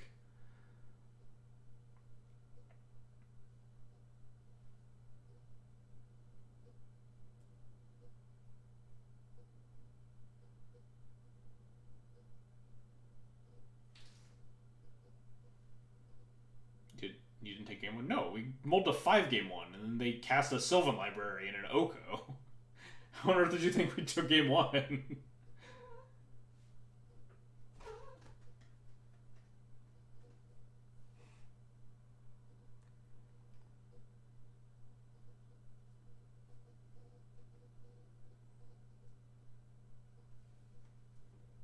I was busy beating my Oko opponent. What's it like? What's it like to be good?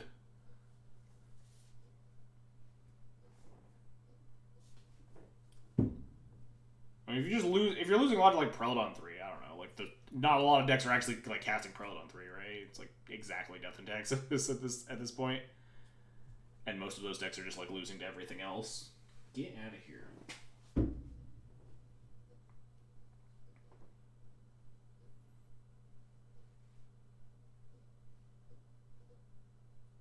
Why is everyone on DAT right now? Because people like don't want to. People enjoy playing their deck and will continue to play their deck even in metas that is bad because that's just Legacy. I also don't think that D&T is actually that bad right now, but enough people think it's bad that the play, like the amount of people playing it will go down because bad players playing Death Taxes are going to be doing worse than usual right now. Is what I mean by like D&T is bad because D&T is hard to play against the good decks right now.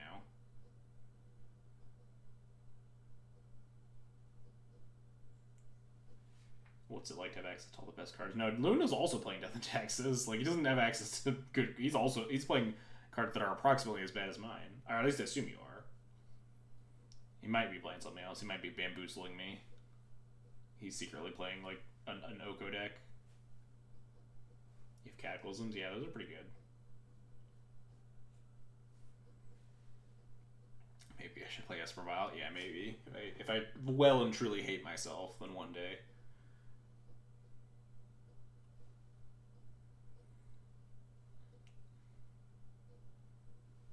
I've registered a lot of bad cards in my life. I don't know if I've registered a card as bad as Tithe in Legacy. It's certainly possible. I've played some bad ones.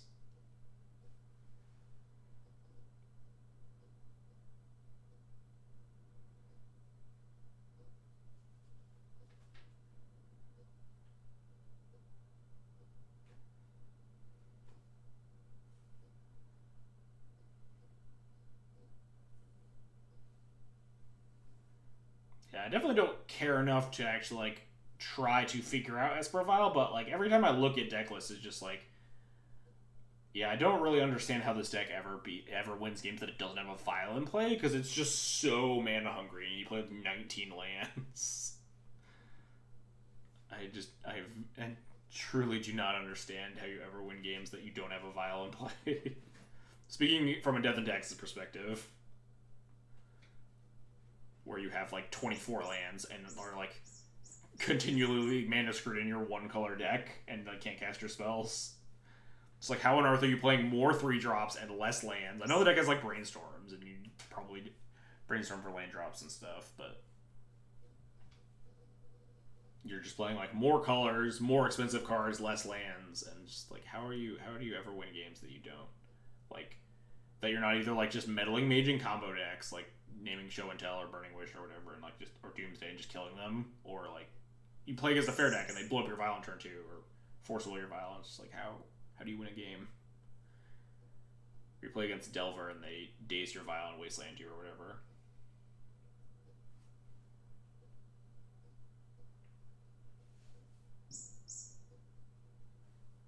Sounds like one of my cats found a super obnoxious beeping toy.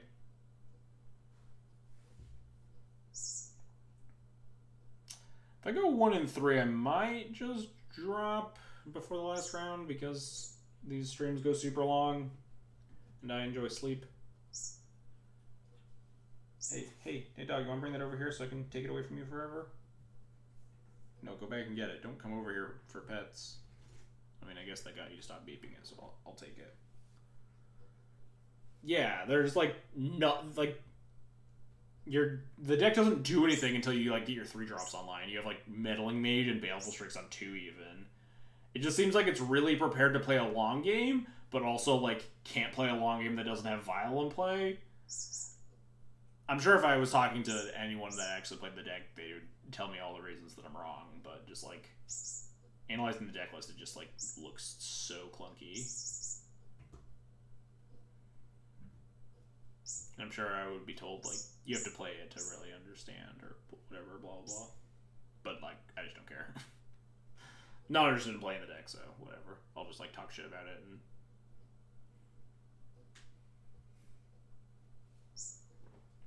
Nope, stop beeping that stupid thing. Yeah, come over here.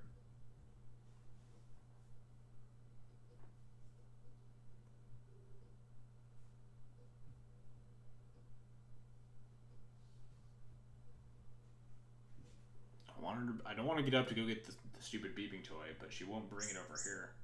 She's just playing. She knows I'm gonna take it away.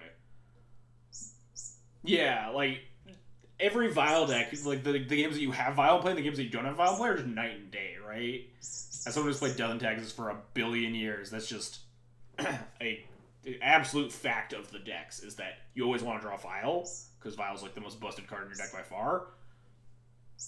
But you have to play like over 50% of your games where you don't have just a Vile in play all the time. And I don't understand how your deck of like a million 3-drops and 19 lands can handle having your Vile countered or destroyed, or like you not drawing a Vile. And you just have to like curve out with Meddling Mage into Hardcast Recruiter of the Guard or whatever.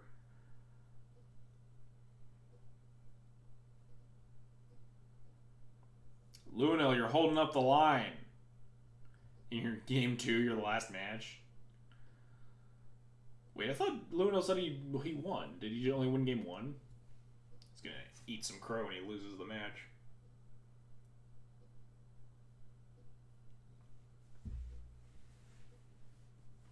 Oh, I thought you won the match. You only won your game 1. Well, hurry up and kill him in game 2. We're all waiting for you out here.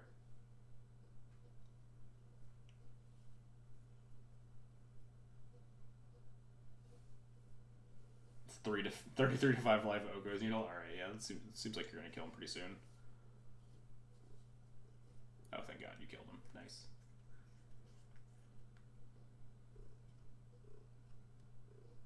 Yeah, exactly. Vile's the best card in every Vile deck. It's just a fact. It's extremely powerful, even in the deck that like don't necessarily need it and can cast their spells reasonably.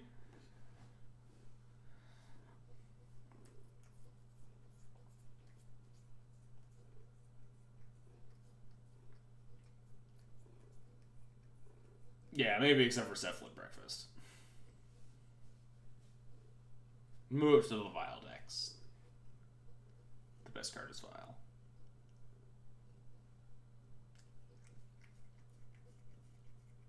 Strifer's deck is Night and Day when it has a Vile. Don't remind me. It happens every time I play him. It's just like, oh, I have a turn 1 Vile. Oh, I have a turn 3 deck.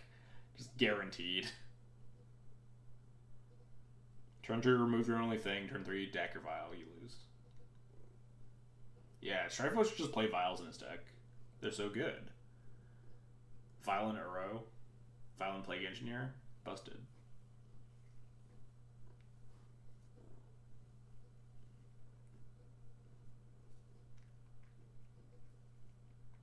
Yeah, Vile and Snapcaster Mage.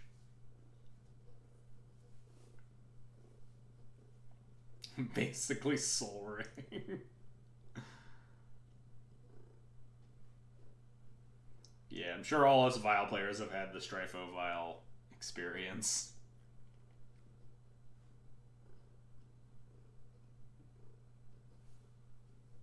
So far these boils have looked not good. Like, obviously we didn't draw in that game, but like, for most of the game I was just like, wow, if I draw a boil, I hope it's a Cataclysm instead. That might just be the fact, but I just wanted to try out boils. Boils seem interesting because they're also more applicable in Cataclysm and combo matchups, but I should probably be more concerned about the fair matchups before the combo matchups, especially with Pyroblasts in my deck versus like Sneak. Oh yeah, we're getting Ranch today, Dukes. More of the same. QB Turtle. I recognize the name. I don't remember what they played all though, but whatever. I'll keep my 5-land hand. I just want to keep a 7 in a game 1 today.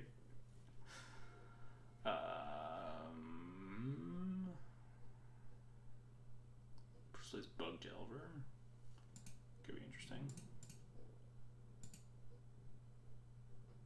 I almost wanted to fetch basic planes and play Vile there. That might have been better. We have a bunch of lands, so it's like fine if they counter this. They probably force it regardless of what land I lead on. They're definitely more incentivized to counter if I lead on a colorless land like that, but or just cast a turn 1 Incubation. You mean like that split card? Incubation and the other one, the 3-mana thing? It's like a beast with any sort of deal. I'm gonna get this fetch land fucking stifled and eat shit. By Delver. What did they pitch? They pitched a Brainstorm.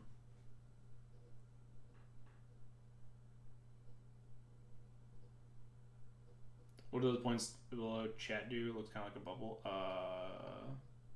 Below chat, they're like channel points. I think all the channels have them, right? That's what you're talking about? The little button. They don't really do a lot right now because I've never done anything with them. They're like some generic rewards. But I've never... I should actually figure out some things to do with those rewards because they're pretty cool. I've seen a lot of streamers that utilize them in actually good ways. You're 30,000.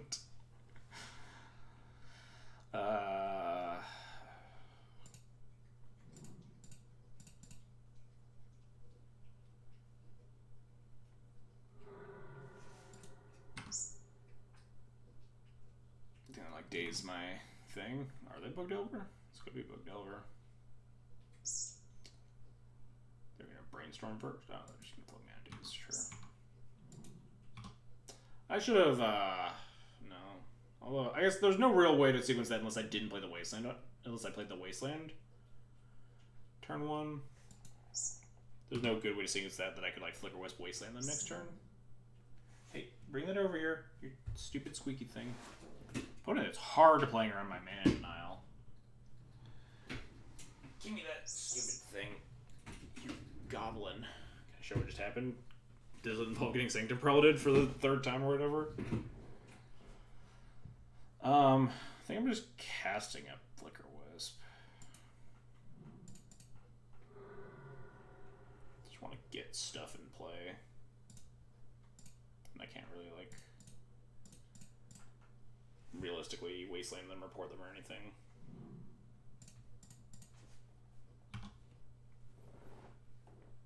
Magus Moon is insane if they are Pug Delver. Magus Moon is just like super busted against this Delver specifically because they don't get bolts. Violent Outburst to Hypergenesis. That would explain the incubation. Fetch a 2nd UC. Are we getting like hymned? Or are we just getting goofed? That I forced him to concede the entire match. Nice. Alright, well, we know they have... I guess they cast a Brainstorm, so we don't know they have the other Underground. They might have actually just shuffled it away. I think regardless, I'm just going to Wasteland the Underground and pour the Trop here. Because we just have a shit ton of lands.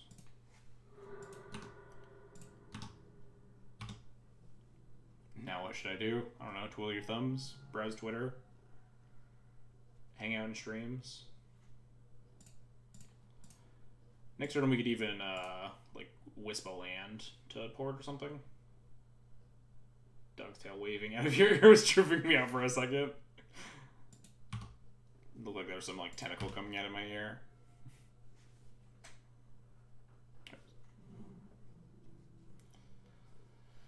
This Goyf is a little bit spooky.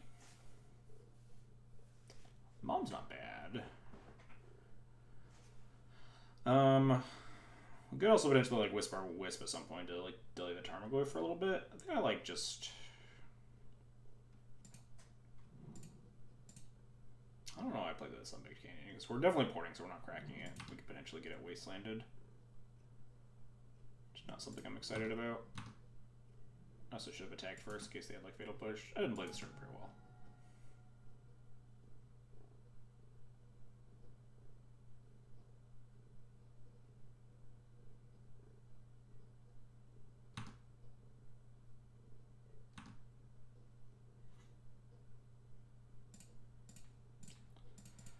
Portrait thing. Hit F6, call it a day. Gonna cast an Abrupt Decay on one of my things up here. That makes sense. Drown in the Lock, alright. Does dog get treats? Yeah, I was thinking about actually doing like a treat button. So we're gonna get our Sunbaked Canyon Wasteland like it was. Never mind. They want their mana back. I suppose that is reasonable. It's pretty good here. Drowning your mom, yeah, it's pretty rude. I've had a lot of bad things happen to my mom. Dismembers and stuff. Yeah. A treat button would be fun. It'd have to be like X times per day or something, though. Am I casting both of my spells into a daze, or am I just casting one? They have 3 cards in hand. We could just Wisp our Wisp here. and wisp the Goyf just to stay more alive and like wisp them down to 1. 1 per day and it's 15k. That's probably pretty reasonable. It's like 10k or some like big number, and it's like twice per day or something. The cats don't get very many treats. They're also not in here all the time, so it would probably be a Lily slash cats button. Yeah, I think it's just wisp. I think I'm gonna just fetch another basic planes here. I think I just don't want to cast this mom into a daze. We definitely just want the rest of our... We can also wisp one of their lands, which might be better.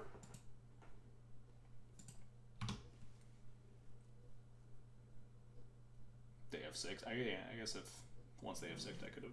They're like engineer me. I'm just gonna be so salty. Sure, okay, they could elk my wisp and potentially stay alive here, but it's like not even worth attacking the Oko, right? Because they're just at 7.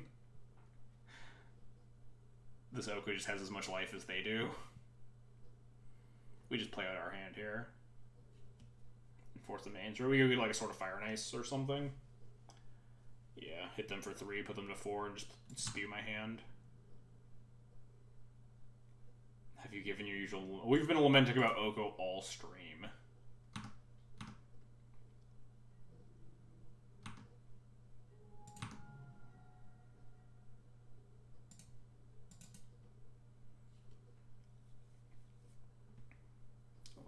Force a will this or something. No cards in hand, cool. Keeper Mold that Leia will disagree with me on. Oh god.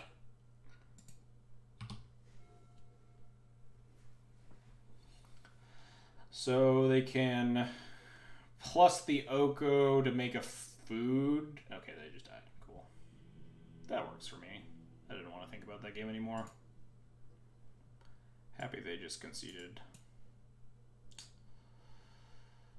Do I have to bring in blasts because Oko? Probably. Bolt's probably fine. It kills Delvers and helps pressure planeswalkers. It probably kills engineers post board as well. Probably is not a Boyle matchup, though I am thinking about it a little bit. Magasmin's probably good enough. Crater Maker is probably bad. I don't know if I love Rip against Bug Delver anymore, because it only turns on Tarmogoyfs, right? The only thing I really want is this Judgment. I probably need these Pyroblasts because they kill Okos and Delvers, which is probably good enough. Oh, they did show me Drown, that's true, yeah. Rips could be in order, certainly. They probably have Uro. I don't know if I've seen all of the Delver players jumping ship to playing Uro yet. But like, I wouldn't be shocked if they cast one. We'll cut at least one of these rovers. Probably end up cutting them both.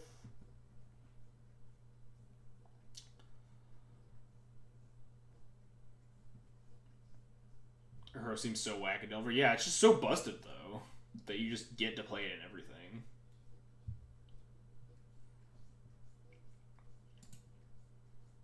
Yeah, it's probably cut both these. I don't even know if I want these bolts. Depends on what creature suite my opponent is going to end up on.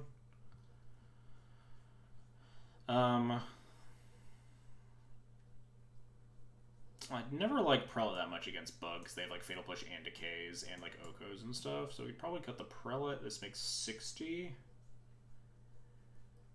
If we want to bring in a Rip, I'd probably should like a Thalia. This looks okay. We could maybe like cut a Recruiter or something. But recruiting Magus seems super powerful in this matchup. Because if you can get a Magus down, it's just nutty.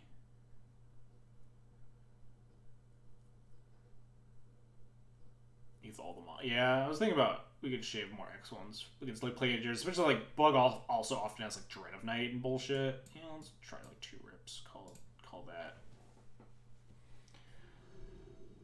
All of 2019 and then also Theros Beyond Death was just a horrible drug-induced fever dream from WotC.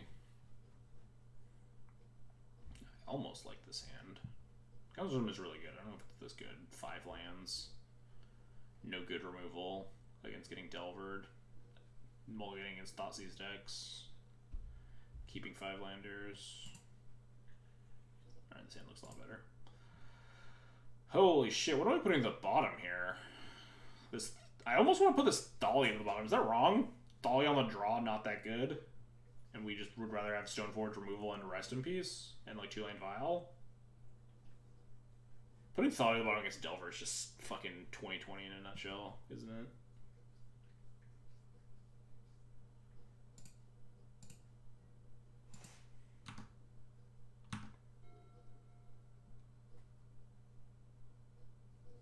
Yeah, I have no idea what...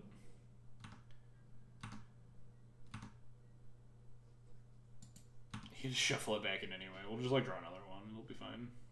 It's pretty good, honestly. I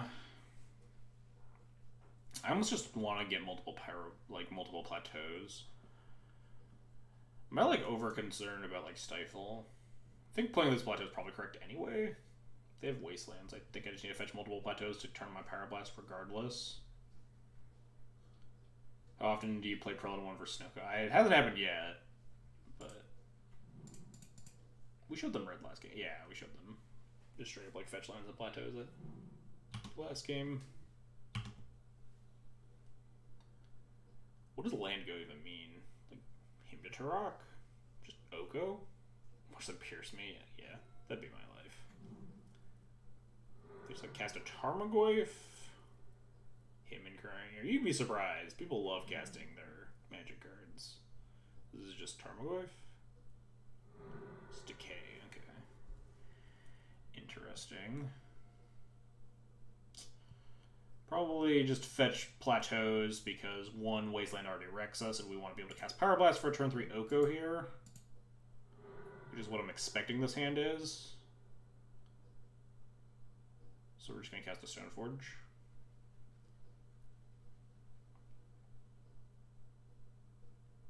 This hand feels like far too reactive to not just fucking Oko me. Yeah, we're definitely just jamming a Stoneforge here.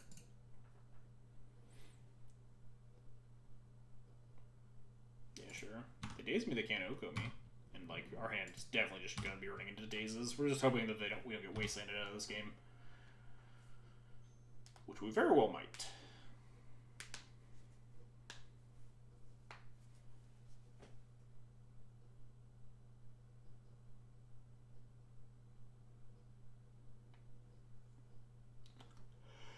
The trade-offs of playing the splash. Wasteland and the Delver matchup hurts a lot more. And a lot of the other Wasteland matchups, the margins are like less close. But the Delver matchups, like your every mana counts, and getting like Wastelanded sucks real bad. My opponent resolved a row once. No short, it was just depressing. That's a reasonable story, honestly. I guess I'm just firing off another Stoneforge into more dazes. Sure. Not gonna cast 2 drops with my hand of 2 with my board of 2 lands. Uh-oh. No, they're gonna Thought Seize me and then Wasteland. Great. Take the rip. What are they planning here? Yep, we did. Just like a handful of Tarmogoyfs or what? Oh, we're just gonna get double Wastelanded. Cool. Float my white man. No, it's not worth it.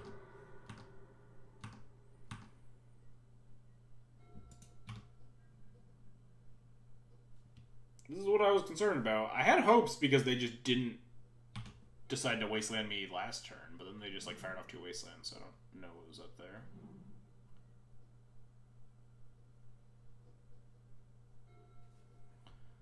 They've burned through 2 days. I'm pretty sure I just play this Tarmogoyf right now. Nice. Now we get Oko'd. No. Deal.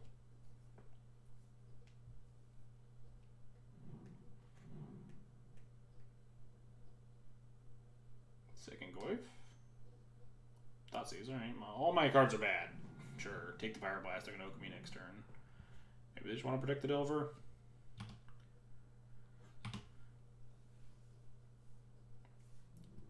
Fatal Push. Yeah, casting Thalia is better here. We need to burn through these pushes eventually. They don't even push the Thalia, wow. That seems like not... I guess they probably F6 last turn. So close. And also infinitely far away from actually magicing them.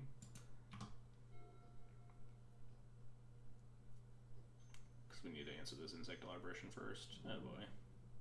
I wonder if they just name Elemental here because they don't care about my Thalia. Because if we just like draw another land, this Flickerus could just be actually very good against them.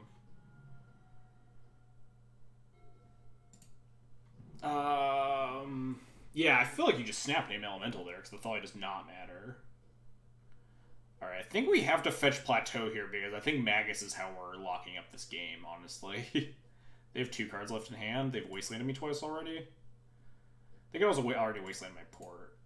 Hey, Elaine, thanks for the raid. Yeah, obviously, I'm not jamming the Magus right now. I'm jamming the Wisp first, certainly.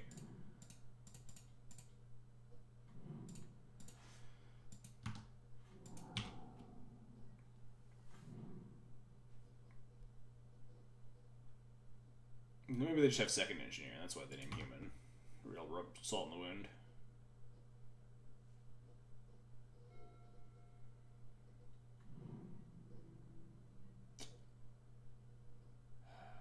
I have to block this.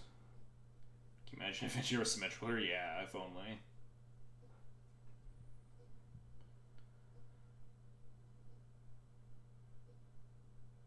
Then we have a second Wisp, but then we have to deal with 2 Delvers. We could just go to 7, Wisp our Wisp, have 2 Wisps for Delvers, have a Magus left over.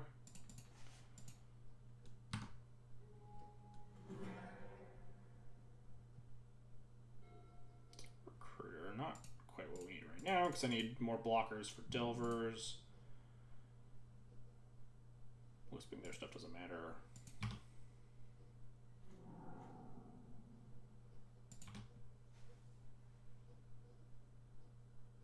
Continuing to not flip is nice. Oko. Gurmag, that's not nice.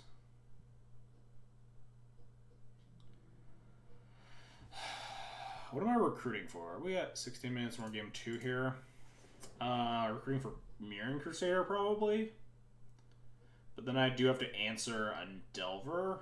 Do they have anything we could Daredevil? No, not really. Fatal Push, almost. Yeah, I'm definitely going to trade here. Just wondering what our next turn looks like.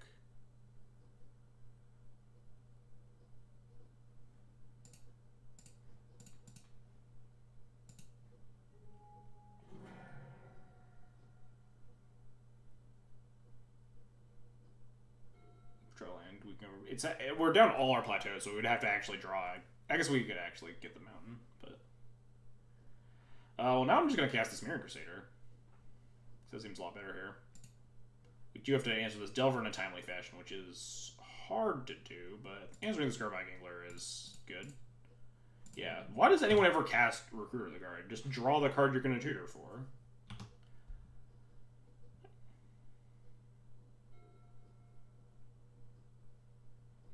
Nice. Delver continually not flipping. Oof, that doesn't matter. Perfect. I think it's time to Blood Moon them. Hang on. If we Blood Moon them now and then the Delver flips, they could send with everything.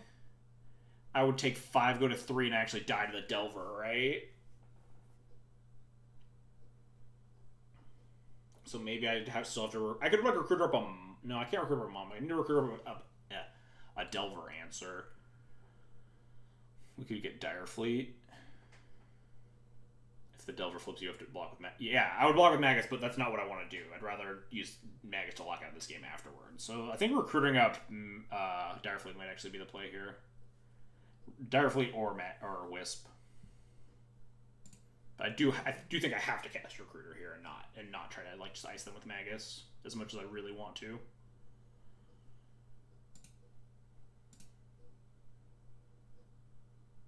We won't be able to cast Wisp with a Magus, yeah. Because I could Magus the following turn, potentially. Because then I'd be able to like chump block with Recruiter and stuff this turn. So look at our options here. P&K we can't cast currently. It's either Dire Fleet or Wisp. Wisp is good. Dire Fleet's also fine. If I want to cast this Magus next turn, then I want Dire Fleet, though, right?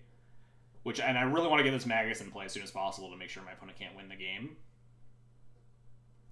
So Dire Fleet might just be good enough.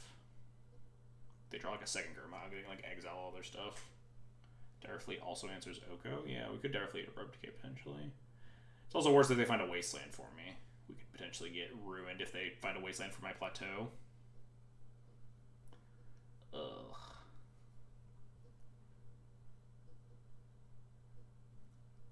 I think I'm gonna play it safe and get Wisp. I think Wisp is. They burned 2, not play. Yeah, but like Flickers might be the better card in a lot of situations here. I think Dire Fleet answering Oko is definitely like actually the real deal though. Wisp being the greedier and safer light is kind of like a weird thing, right? They're just drawing more lands, beautiful. So now we just get to Magus them and then they die. They could have Hardcast Force here actually. That's like one of the only cards that makes sense to be still in their hand, right?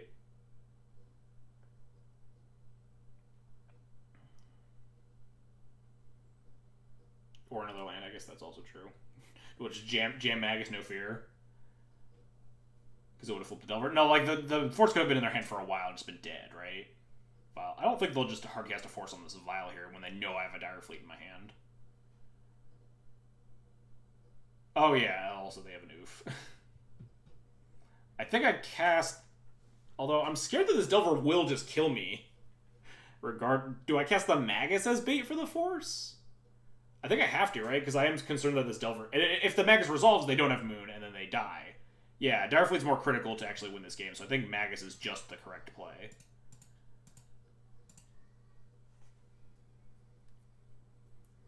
I think they do have a Force of Will. Yeah. I'll play out this Vial, because we have, like, a P and K.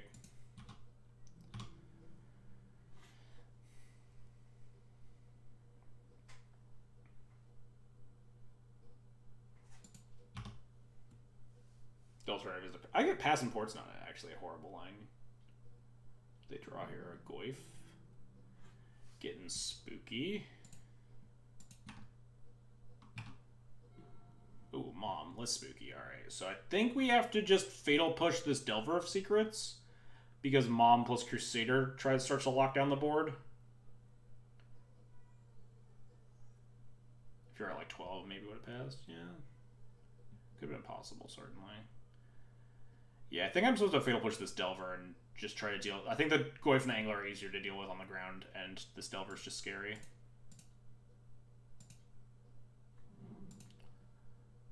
Snag your Fatal Push.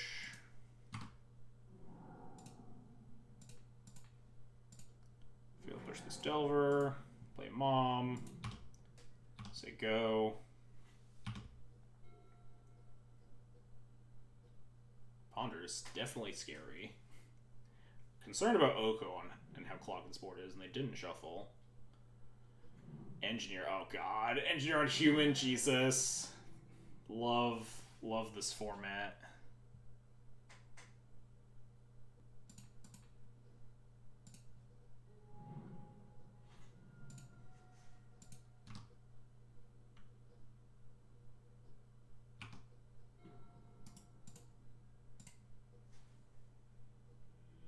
No, that was a snap keep on the Ponder.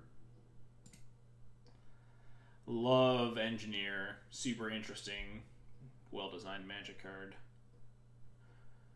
So we saw Collector Oof, Engineer, Delver. Maybe we just have to make room for these bolts too.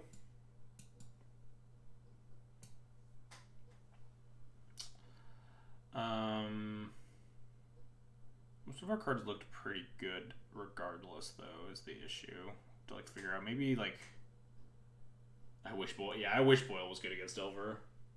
Yeah, it could be possible that I just want to like shave more Thalias and Moms. Just like that.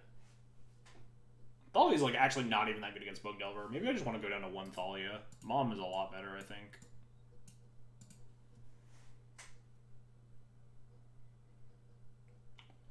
This looks okay.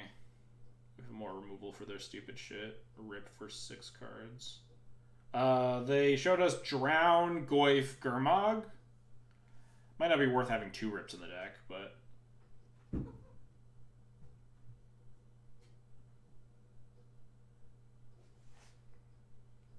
I play the 3rd rip? What are we making room for the 3rd rip? Cut him on for more? Oh, you meant play more? Maybe. This looks okay. Yeah. I don't like having a bunch of X1s in my deck against, like, the Plague Engineer nonsense. Certainly. This looks doable. I would love to play first. This hand looks horrible. Alright, this hand looks a lot better. What am I bottoming here? I think I'm fetching basic planes. I almost just want to bottom this Thalia again, but that can't be right. Hey, Morphling, thanks for the raid. I appreciate it.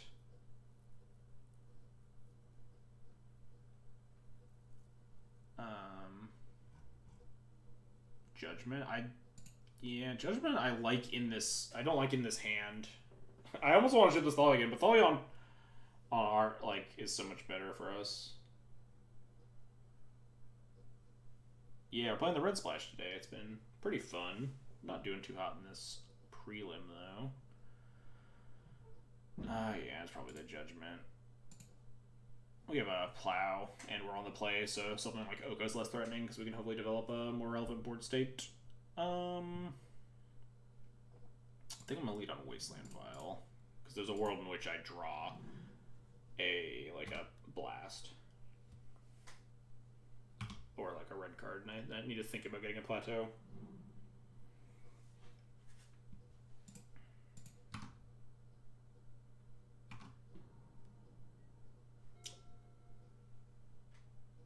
Am I supposed to jam Thalia into this? I don't think so. I think just casting Second Vial is fine. We also have like a Plow if they have an Oof.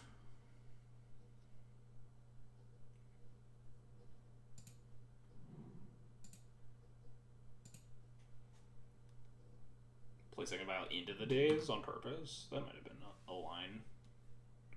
I don't know how much I care about a days.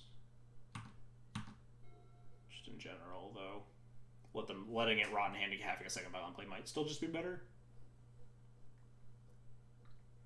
Problematic against Goyf.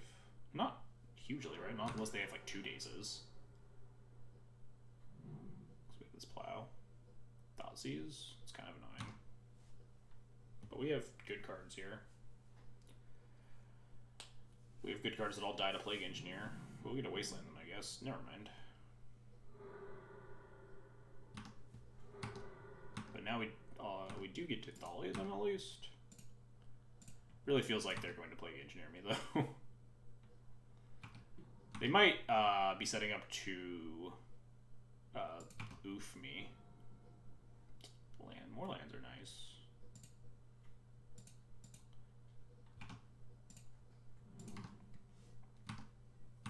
Just get Meddling Mage.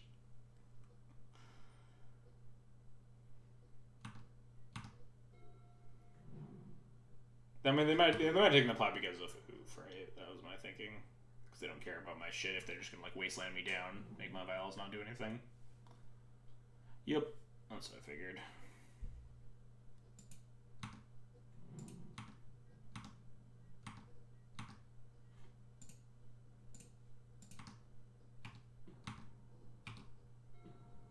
We can just cast our stuff.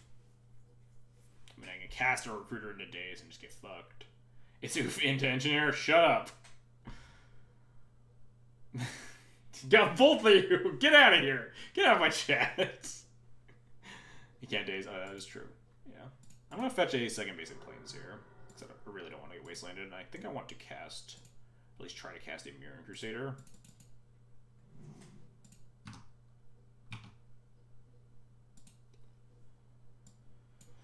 Stoneforge, really? Mirror's there seems pretty nuts. It's Bug Delver. How the fuck do they beat it? I mean, I guess Stoneforge plays around a days better, but it's also just phenomenally slower, right? More prone to getting Thought Seized. They have used a Thought Seize, though. Batterskull doesn't look very good against a Tarmogoyf, right? Or like a Gurmag. Beats it by drawing an Engineer Ponder. Well, you need multiple engineers, but yeah. I think we might grab Magus. We could just moon my opponent, right? Can my opponent beat a Magus? Like,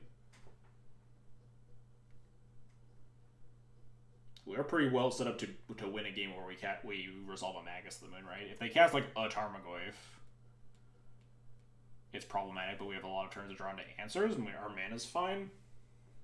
Yeah. Magus seems like it's not a bad choice here.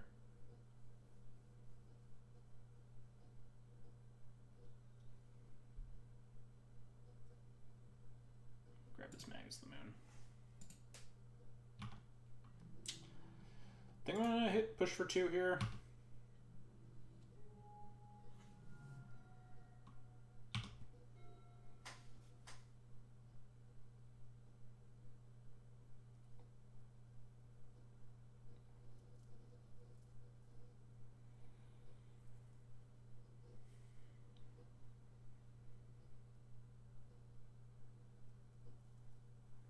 Yeah, if they hold up mana, then we'll obviously think about whether or not we want to cast Magus if they have like Abrupt Decay or if they have like Fatal Push mana.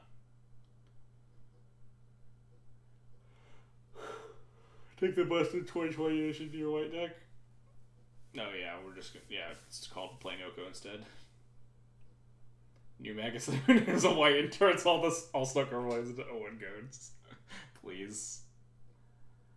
Sounds on the sideboard. Yeah, I think we have like 1 deafening sounds on the sideboard because I always see like a shit ton of fucking storm decks. Yes, played around this wasteland.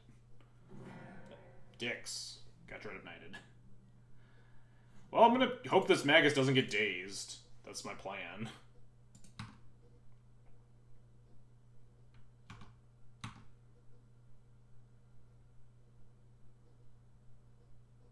We draw like a removal sword of this Oof too and Violent our Magus.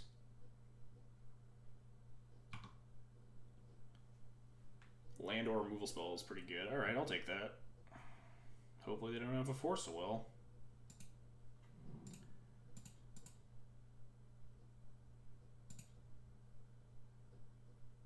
I guess I should have left up the Wasteland. If they do a Force, I probably want to Wasteland a thing. Whoops. Whatever. It'll just resolve, we'll be fine. Would have held the waste? I would have like held up the waste, yeah, not tap it.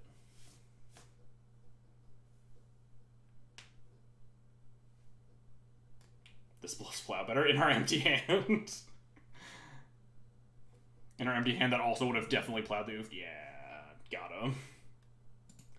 This should be game, I'm pretty sure. Like they're at less life, so they can't race me with the oof. And they can no longer cast any spells. I'm pretty sure they just lose.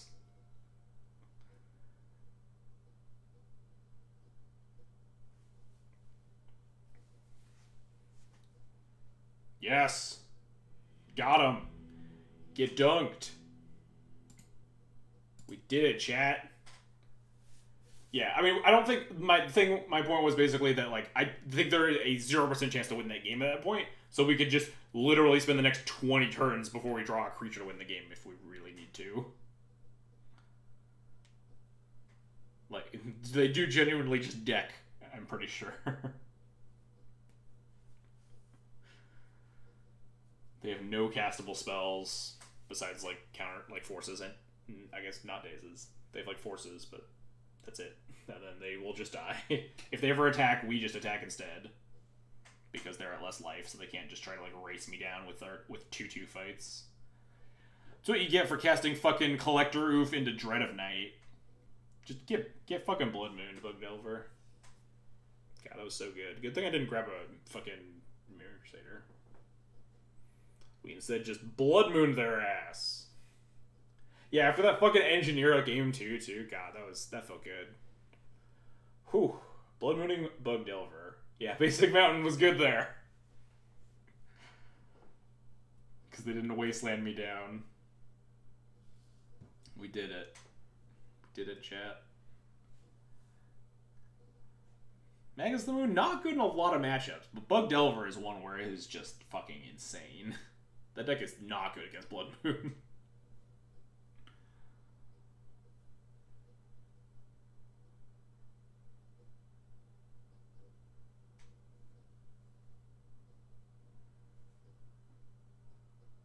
They used to be, then they banned Deathrite. Yeah, that's fair.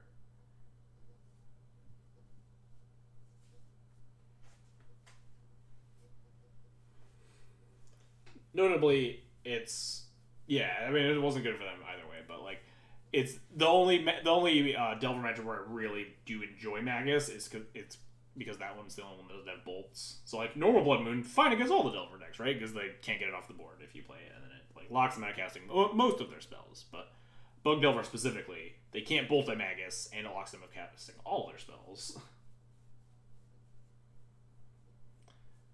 Which is good times.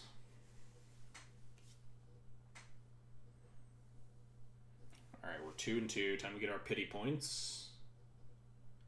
You should run actual. I thought about running an actual factual Blood Moon.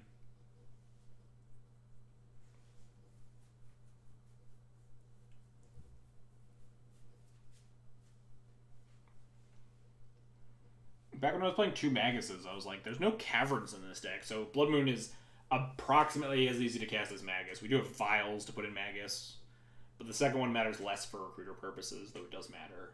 But I also just don't think that playing another Moon is really where I want to be. Instant Speed Magus, yeah. When people aren't expecting it, when you activate your Vial on 3 and they just have a fetch lane, you're just like, mooned! That was like 2016 Legacy. Yeah, you had to like fetch land check people when you were playing the Red Splash. You just activated your Vial on 3 at the end of every turn. They just always fetched. Probably, yeah. Working from home has its perks. Even though I'm not working from home all the time. Probably have to go in tomorrow afternoon. Yeah. But I usually don't go in most mornings, at least, so. Some upside. So I've started to try to stream these Tuesday prelims instead of Monday streams for a fair bit. Hey, next round's nice. Luna, how'd you do? 3-1. Wow, what a chump. Imposter Lackey, also 3-1.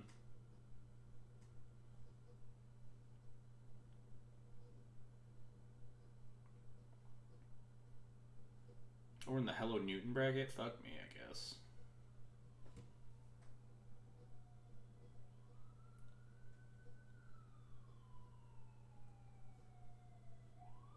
Imposter Lackey. Yeah, I think I played against Imposter Lackey semi-recently and he was on Eldrazi.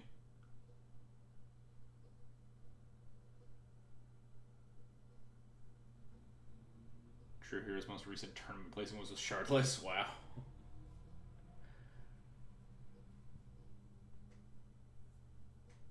What a world back in the days of Shardless.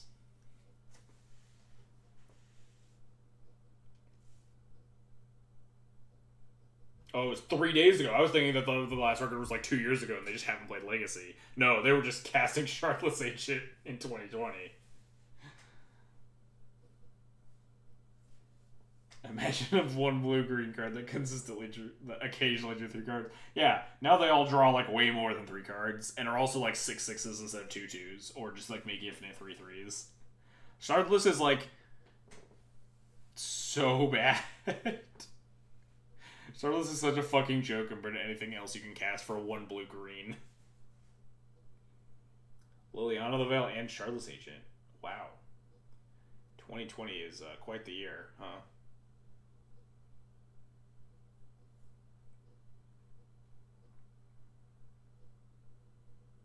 Yeah, Shardless, not a Legacy playable card in 2020. Hey, we dodged Hello Newton at least. I don't know what Audemus is playing. Alright, this hand is okay.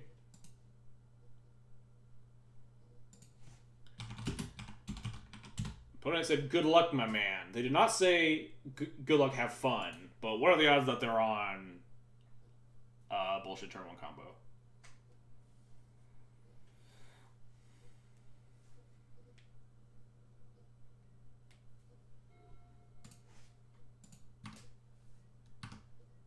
It's usually the GLHF or typed out good luck, have funs that are on bullshit turn 1 combos. Is this Eldrazi or Gak or something else?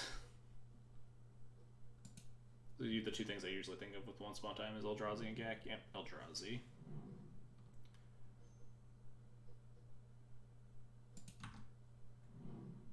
Did you see Black from Ryan 39? No, we never saw any Black.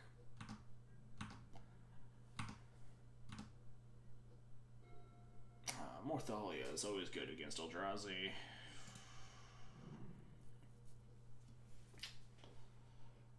I'm torn, but I guess we could just cast Stoneforge to get Batter Skull. And they're pretty priced into Thought-Knot Searing it, and then we could plow the Thought-Knot. Because if we just hold up the plow for the Thought-Knot, then they just take the Stoneforge anyway. Dire Fleet the Once Upon a Time. I mean, if we ever get to 4 mana, we might end up having to do that, but you know. Dire Fleet plus Thalia is actually not bad at holding down the fort with first strikey damage, but debating between fetching Mountain, Plains, or Plateau here. Like, I don't think this Dire Fleet's super relevant, so I kind of want to just go get more Plains for our white cards. But there's also a world where, like, we want to recruit a Magus to try to lock up the game here. I think Mountain might actually be the choice here. We can cast most of our souls with Mountain right now.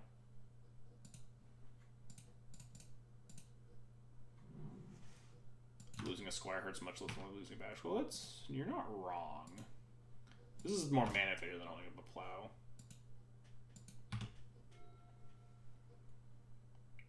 Or if they don't have the turn 2 Thought-Knot, that'd be a world. But we just get like super rewarded. Casting Thalia just feels miserable. So we have to like play a 2 mana plow the following turn.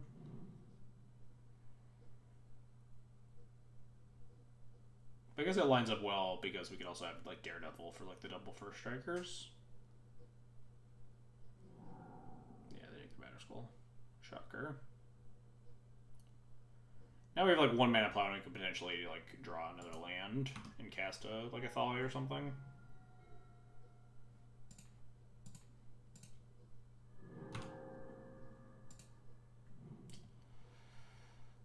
Mom's bad. Thalia's also kind of bad, but am I attacking here? There's a world that I want to chump block. If they like smash her, I probably want to chump block this Mimic with the Stoneforge. Yeah, it's definitely not. There's definitely an argument for not casting the Stoneforge there because like a later Stoneforge for Skull is powerful. I like the mana efficiency, but I'm definitely not like sold on that line. There's a world where casting Thalia there is okay. And letting them take the Stoneforge. Although, no, I wouldn't cast Thalia, because then they would just... I guess if they take the plow, then maybe we could... Stoneforge or something, yeah. This is why we didn't attack with Stoneforge. Us pushing damage doesn't matter, and us gaining 5 life with our Stoneforge is probably pretty relevant.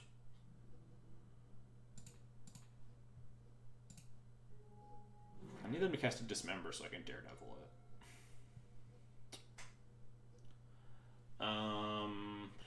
We could recruit up a... I don't think we can really afford to recruit a Magus right now.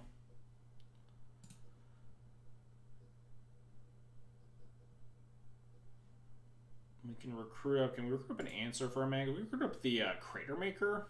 It's not bad. Just Mom plus Recruiter. Grab Crater Maker. Crater Maker the Smasher.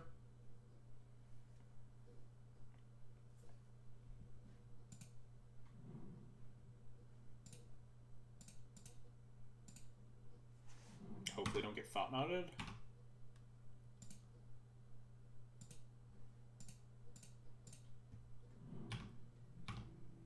Hopefully don't get like second Smashered either.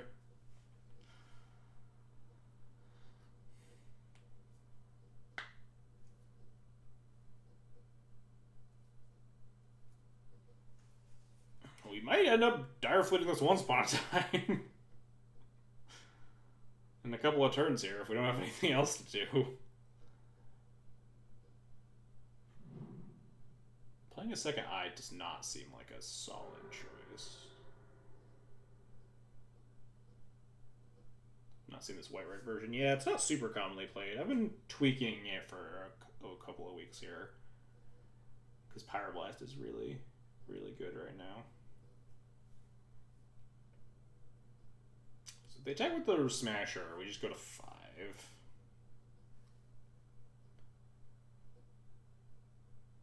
Tear Journal. Yeah, I figured it's legendary. God, can you imagine if it wasn't? How fucked that would be. This is, Walking Ballista? Umazawa's Jite? Chalice on 1? I'd be okay with most of those. Dismember? Ooh. Wow, Dismember the Thalia. That's a play. Now we get a Dismember. I mean, we're going to 5, so this Dismember is probably not very useful for us, but...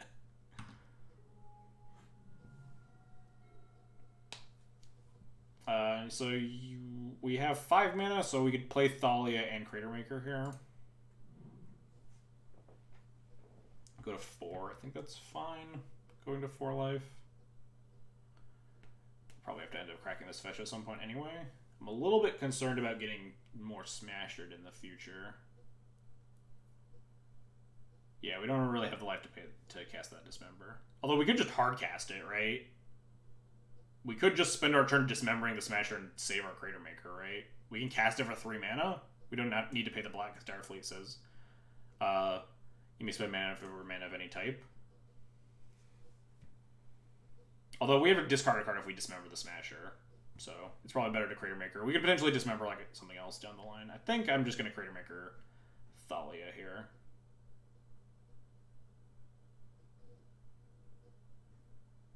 It's also potential that I don't Thalia, right? And save the Thalia to pitch to the Daredevil, but I think I'm going to Daredevil this once upon a time. Honestly. So we could just Crater Maker say go. But like Thalia plus Karakas isn't bad either.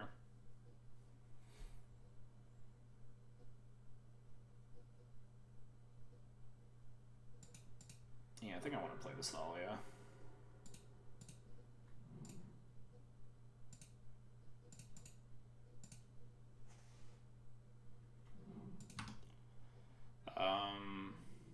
Guess I'm attacking with... I'm really scared of like getting mimicked again, but I do need to kill them now.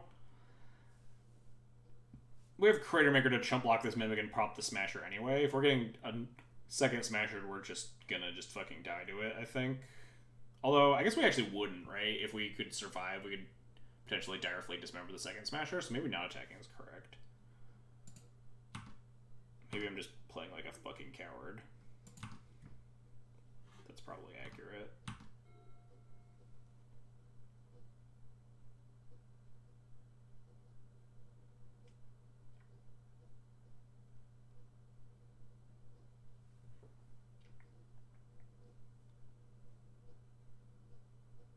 Next turn we can either dismember the Mimic or once, and I probably would just cast once, because Mimic at this point is pretty easily chump blockable, and we could try to potentially like once upon a time for a Wisp to like Recruiter for Magus, or find the Magus, or find the second Recruiter. Main deck Supreme Verdicted? Wow, get wrecked. We only saw that Supreme Verdict in the sideboard, or we only saw it in post-board games. We didn't see a lot in game 1 though, because we mulled the 5 and just got whomped. This fucking main deck Crater Maker has been so good against all this Eldrazi. We just get to like constantly recruit for it and just like kill Smashers.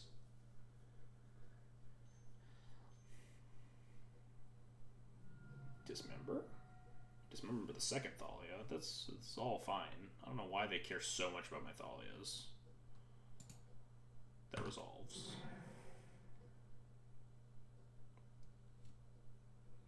Attack with Mom. Oh shit, we had Mom for the... Oh, I didn't even think about that. I never think about Mom when I'm playing against Eldrazi.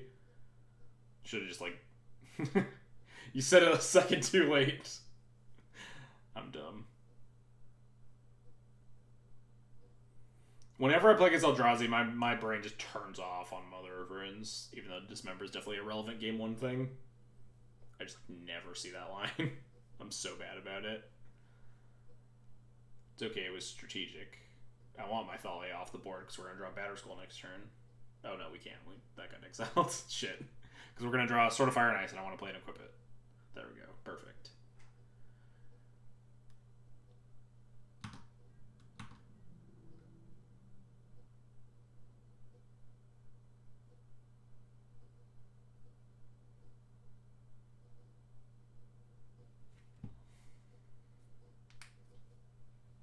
Do I want to just kill this Mimic right now? Probably. I'll block with the Mom and just pop this Smasher.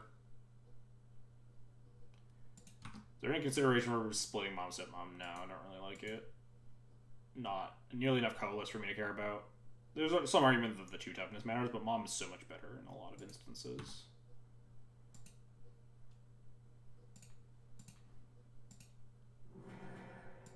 Block with Mom because apparently you're not going to activate it. Yeah, exactly. We could just Stoneforge here, I guess. Is Daredevil Once Upon a Time better than Stoneforging? Probably not.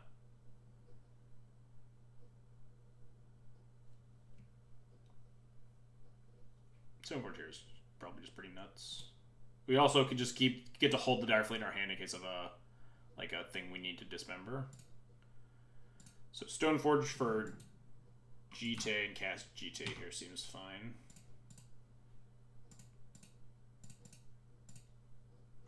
If they smasher me, we're just going to block with the Stoneforge anyway and go to 1, so attacking with Recruiter is fine.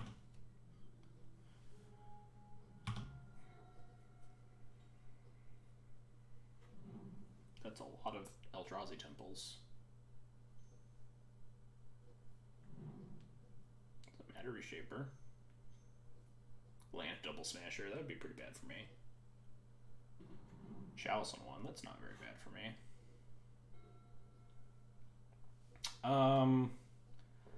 Do I want to just punt this Recruiter into this Reshaper?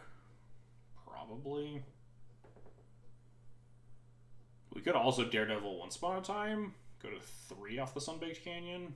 I'm a little scared of Reality Smashers. Because we're such a low life total. But we would be at 3 with a GT counter and still an untapped Stoneforge. We would be down our Dire Fleet, notably. But then Dire Fleet plus GT, I think, could handle the Smasher. Yeah, it's probably just show up with GT. Use a counter to clear the Reshaper. Dismember it, coward. Go to 1, dismember it, just to get our GT counters in. I wonder if I actually want to ditch the Stoneforge. I like the Stoneforge having more toughness, but we could potentially find a Wisp. The Wisp Recruiter is better.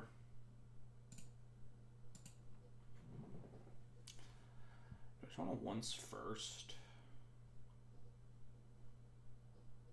to figure out which one I want to equip to and shove.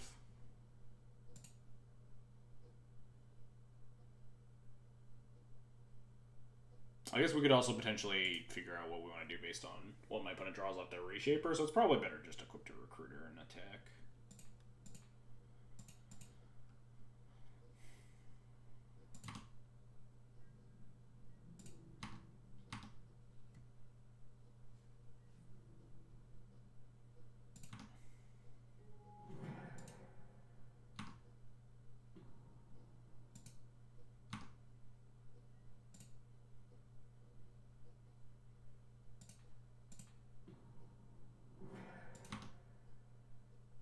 Reveal another Dismember, huh? Alright, well, I guess we're gonna just Daredevil Once Upon a Time.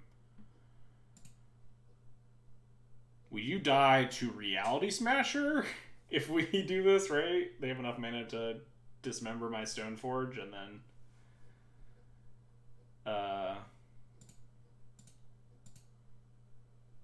Yeah, I'm not gonna... I think this is probably just the correct play. Especially in the face of Dismember, we want multiple creatures in play.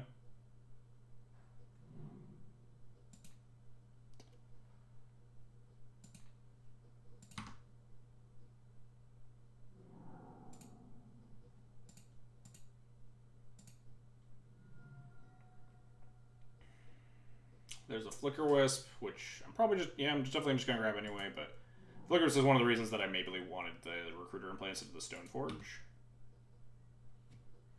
They're going to draw Reality Smasher. I'm just going to be very sad that I put so much thought into this game, and we're just going to get Smushed. Yeah, we did it. Look at that. Wisp the entire fleet. Alright. Got game 1. That's big. Just board like we did last time. Be sad that we have to keep in 4 Thalias in the matchup, but that's just how our sideboard looks right now.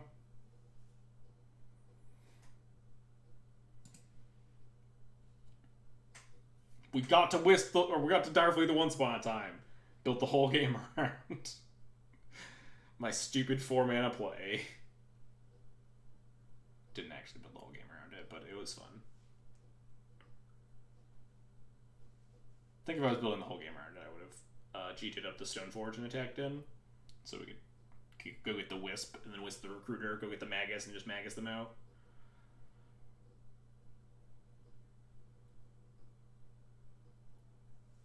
Wasteful Surgical the Temples. I'll Surgical the Iagugans after they Legend Rule their eye. Easy.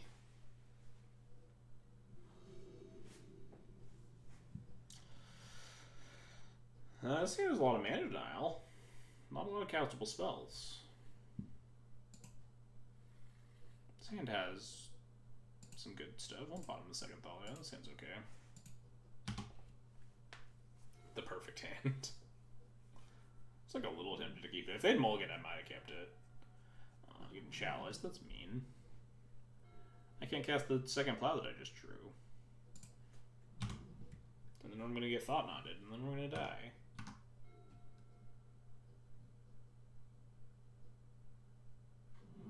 Hey, not Thought Knot's here. What the fuck? We'll just get Thought Knotted next turn, it'll be fine. Go Wasteland. I think I am just going to Wasteland this Ancient Tomb. This feels like it's going to buy me a lot of time. My hand is pretty mana hungry. I do want to cast my spells, but I think their hand looks a little bit more mana hungry. Or not.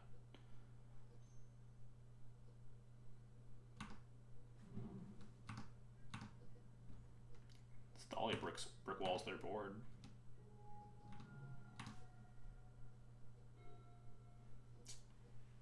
Port's probably not correct here. I think I want to fetch basics when I can. It is notable that we're trying to cast this P and K though. Maybe I just want to get double plateau. This P and K seems pretty important to my plan.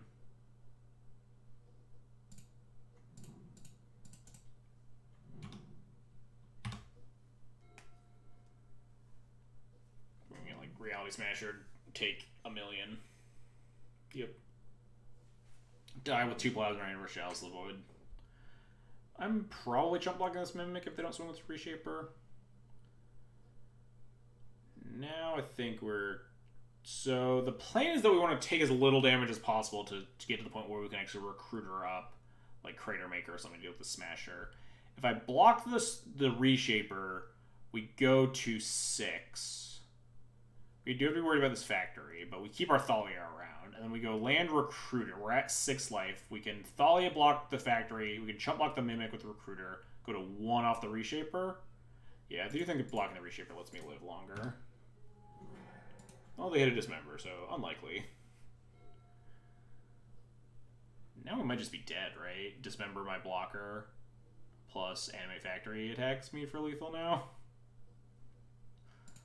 Opponent is extremely good at drawing Dismembers. Yeah, I think we're just dead. Maybe my opponent won't see the line. I guess they actually can't cast the Dismember through the Thalia right now. Or, like, and animate the Factory, but we're still mostly dead here. I almost want to grab the Wisp, but we're just, like, not... We don't have enough mana to do that, yeah. Well, if they don't have another land, then maybe we don't die here.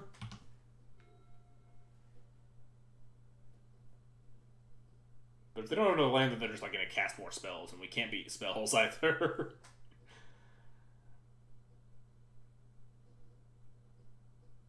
We need their hand to be like once upon a time, Eye of Ugin, Dismember. Spirit Guide. What is happening? do they leave up this other mana? Are they going to also Thought Knot me?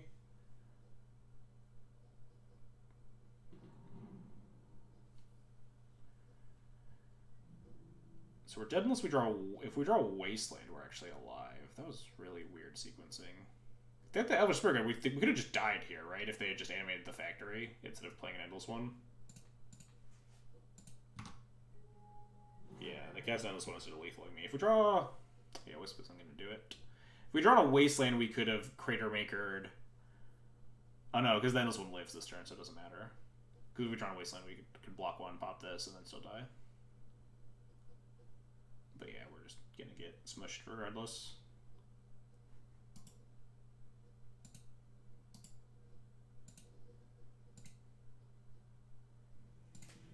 Alright, yeah, winning those games on the play when they just, like, have a good hand, it's really hard to beat, like, Eldrazi's best hands. Draw a land for this Wrath of God and then die to the factory.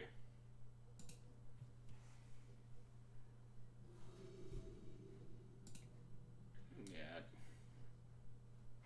This hand is almost what I want. It's probably not good enough, though. Turn 4 Magus off this vial, like, no interaction. If this hand had a Plow, I think I might actually keep it. They're very bad at interacting with our Aether Vials. And Magus is really busted. But Dylan not busted enough to keep this hand. Alright, we'll keep this in bottom of the skull.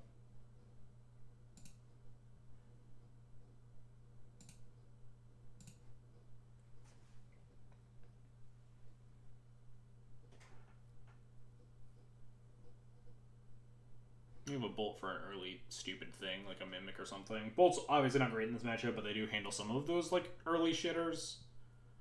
And also Bolt plus, like, First Strikers can muck up combat math. If we have, like, a Thalia plus a Bolt, you can actually block Smashers.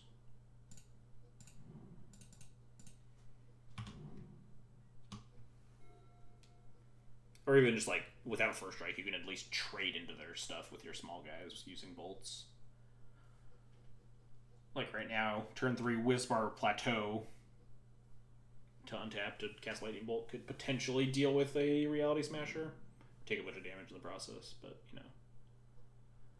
More likely we're going to just bolt this Endless one. Hopefully draw like a Wasteland or something.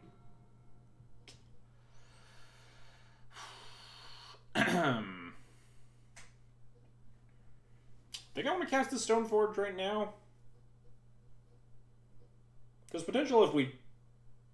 Yeah, if we play it out right now, if we get the Batterskull Thought Knotted, we could just... We have this Wisp left over. I don't think we need to build the Endless one. It's less damage, representing less damage if we get Thought Knotted, because it's not a Mimic.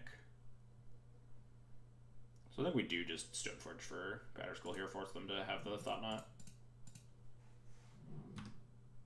And then we can go Wisp for GTA or whatever.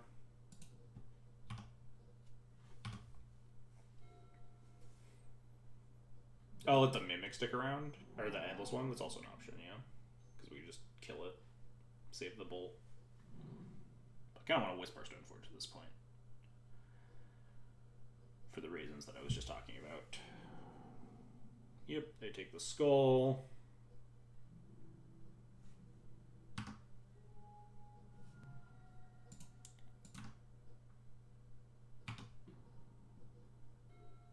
Wasteland is interesting.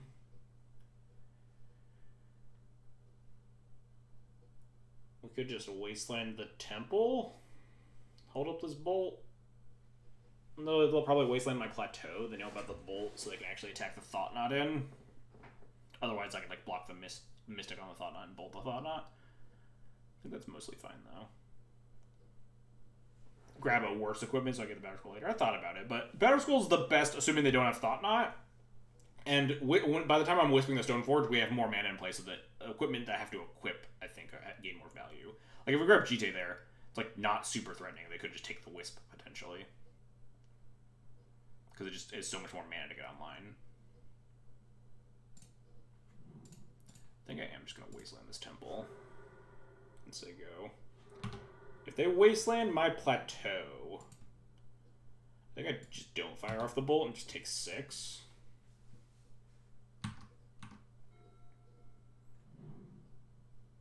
Yeah, especially with that factory now. This is a Chalice. Ratchet Bomb. Alright.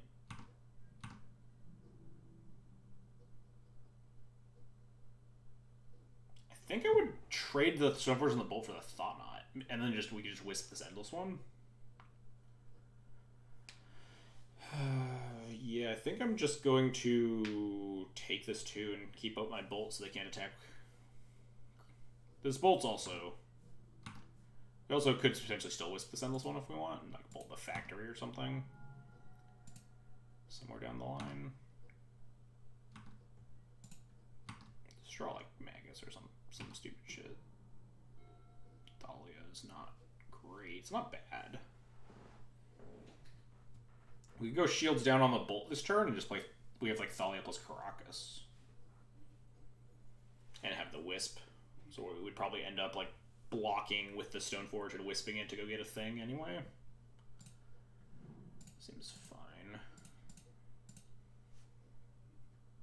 Thalia just block the Endless one or the Factory. And if they attack with a Thought Knot, we just block with Stoneforge and wisp it.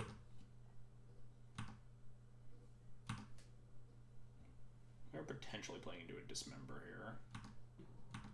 Also do have to be worried about this Ratchet Bomb on like 2. So we probably want to grab Sword over Jite. Because we don't have an answer to the bomb. Put the Sword on the Wisp. Doesn't beat the Thought Knot, but it could potentially erase it and draw us a bunch of cards. And still kill his Endless one and stuff. Also, I guess Fire and Ice plus Bolt would clear the Thought Knot.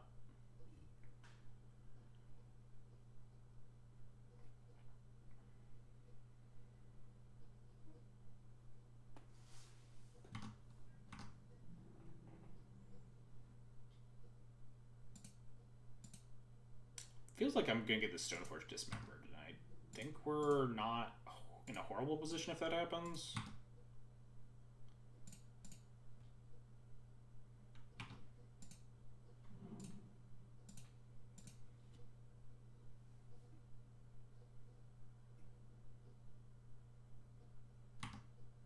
Wow, nope, no dismember.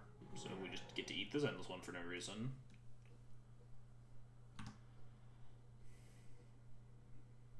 Go grab Sword. Yeah, that attack seems very bad if they didn't have Dismember. Even if they did have Dismember, I don't know if I like that attack. I think it's probably better to just attack with the Thought Knot, because the Endless one attack doesn't do anything. If they attack with the Thought Knot, I was just going to block with Stoneforge and wisp it.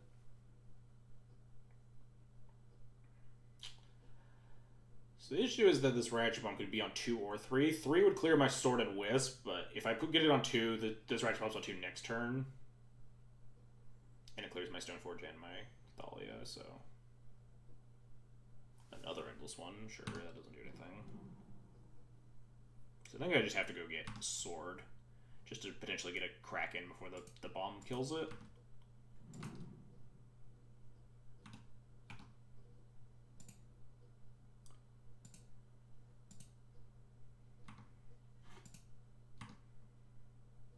Draw a land here, that'd be nice. Could just revoke the bomb. Just revoke the bomb, say go. This bomb's like kind of annoying. Like I was just talking about how annoying it was to like try to deal with. Yeah.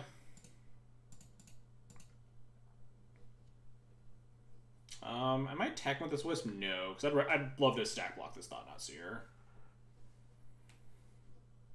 With like Stoneforge plus Wisp or something.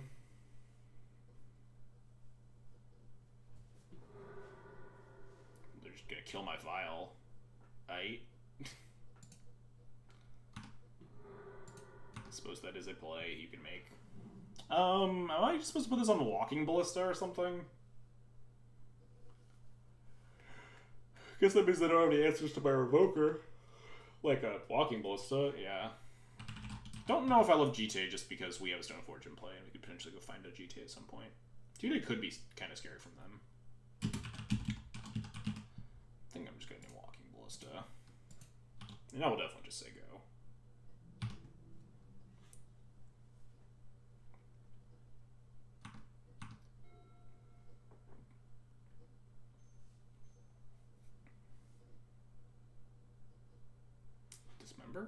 trying to cast another bomb or something?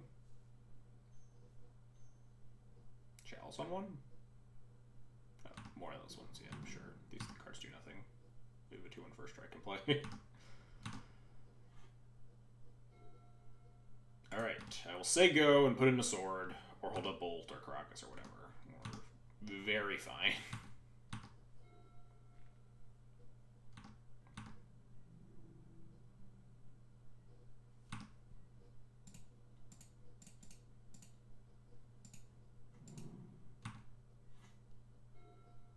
More wisps, sure. I think I'm actually going to tap the Caracas here. We have a backup Thalian. We could potentially draw a land to hold up this Bolt after we punch them. Literally endless. Yeah. Endless ones, more like endless twos. Dead. No, it drew another Bolt. It's not exactly what we're looking for, but I think this game is pretty over. Yeah, we did it. We got our pity points and like 3 chests or something, right? Yeah, 3 chests and our money back. Fucking did it. Pity points acquired. I mean, we pretty fine. We did pretty well today, right? We got like nutted on pretty hard by Eldrazi in round 1, and then we just got like dunked by like blue soup Oko stuff, and then we beat more Eldrazi. What else did we beat today? Mega Jazz, thanks for the follow, I appreciate it. What were other matchups? Yeah, Bug Delver. And...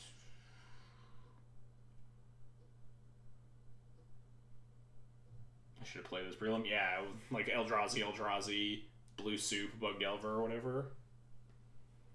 What was our last match? Does anyone remember? What did we play against? It was another deck that we did Board and Boil against in round 2, right? There's another, like, not blue deck. Oh, it was Painter. It was Red White Painter. That's what we did. Glad to see Red White get published. Yeah. Even if it's a meager 3-2, excited to, you know. True Hero didn't get there. Rip the Shardless Agents. And the Liliana of the Veils. But anyway, it is past midnight, so it's time for me to go to bed. Anyway, here is... the deck in all its glory. We drew or cast Boil 0 times, and we only boarded it once. I think it is probably worse than Cataclysm, but wanted to try it out. It is a possibility that got thrown to me. There are a couple other weird red cards I want to try out. I want to play other bad red cards like Robber of the Rich, which is probably horrendous, but you know. There's some niche red cards that could see me trying to figure out. There are a lot of options when you splash a color, right? A lot of things we can be doing. I think besides Pyroblast and like Pia and Magus and Crater Maker, I've not been super impressed with like some random nuts. But like Crater Maker has been very good all the time. Pia and Crown is great. Magus is very good when you want it, which is why I think only one is correct. I have not liked the second on the board just because there aren't that many good Magus matchups anymore, and then these blasts in the sideboard have been nuts, obviously. Anyway, that's going to be it for tonight's stream. Thanks everyone for coming and hanging out. Hope you had a good time. Hope you enjoyed the content. If you want to support the content that I make on this channel, you can follow, subscribe, donate, etc., etc.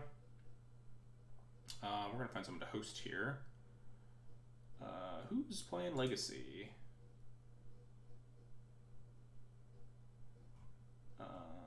Laywar? I don't know if he was playing in the prelim. It looks like Legacy League match 3. All right, yeah, we'll go with Laywar. Good Legacy player who's also in the Legacy Championships. He's probably playing. Oh, he's actually playing Sneak. I thought he was going to be playing some random nonsense with Astrolabes or something. But anyway, slash host Laywar 2.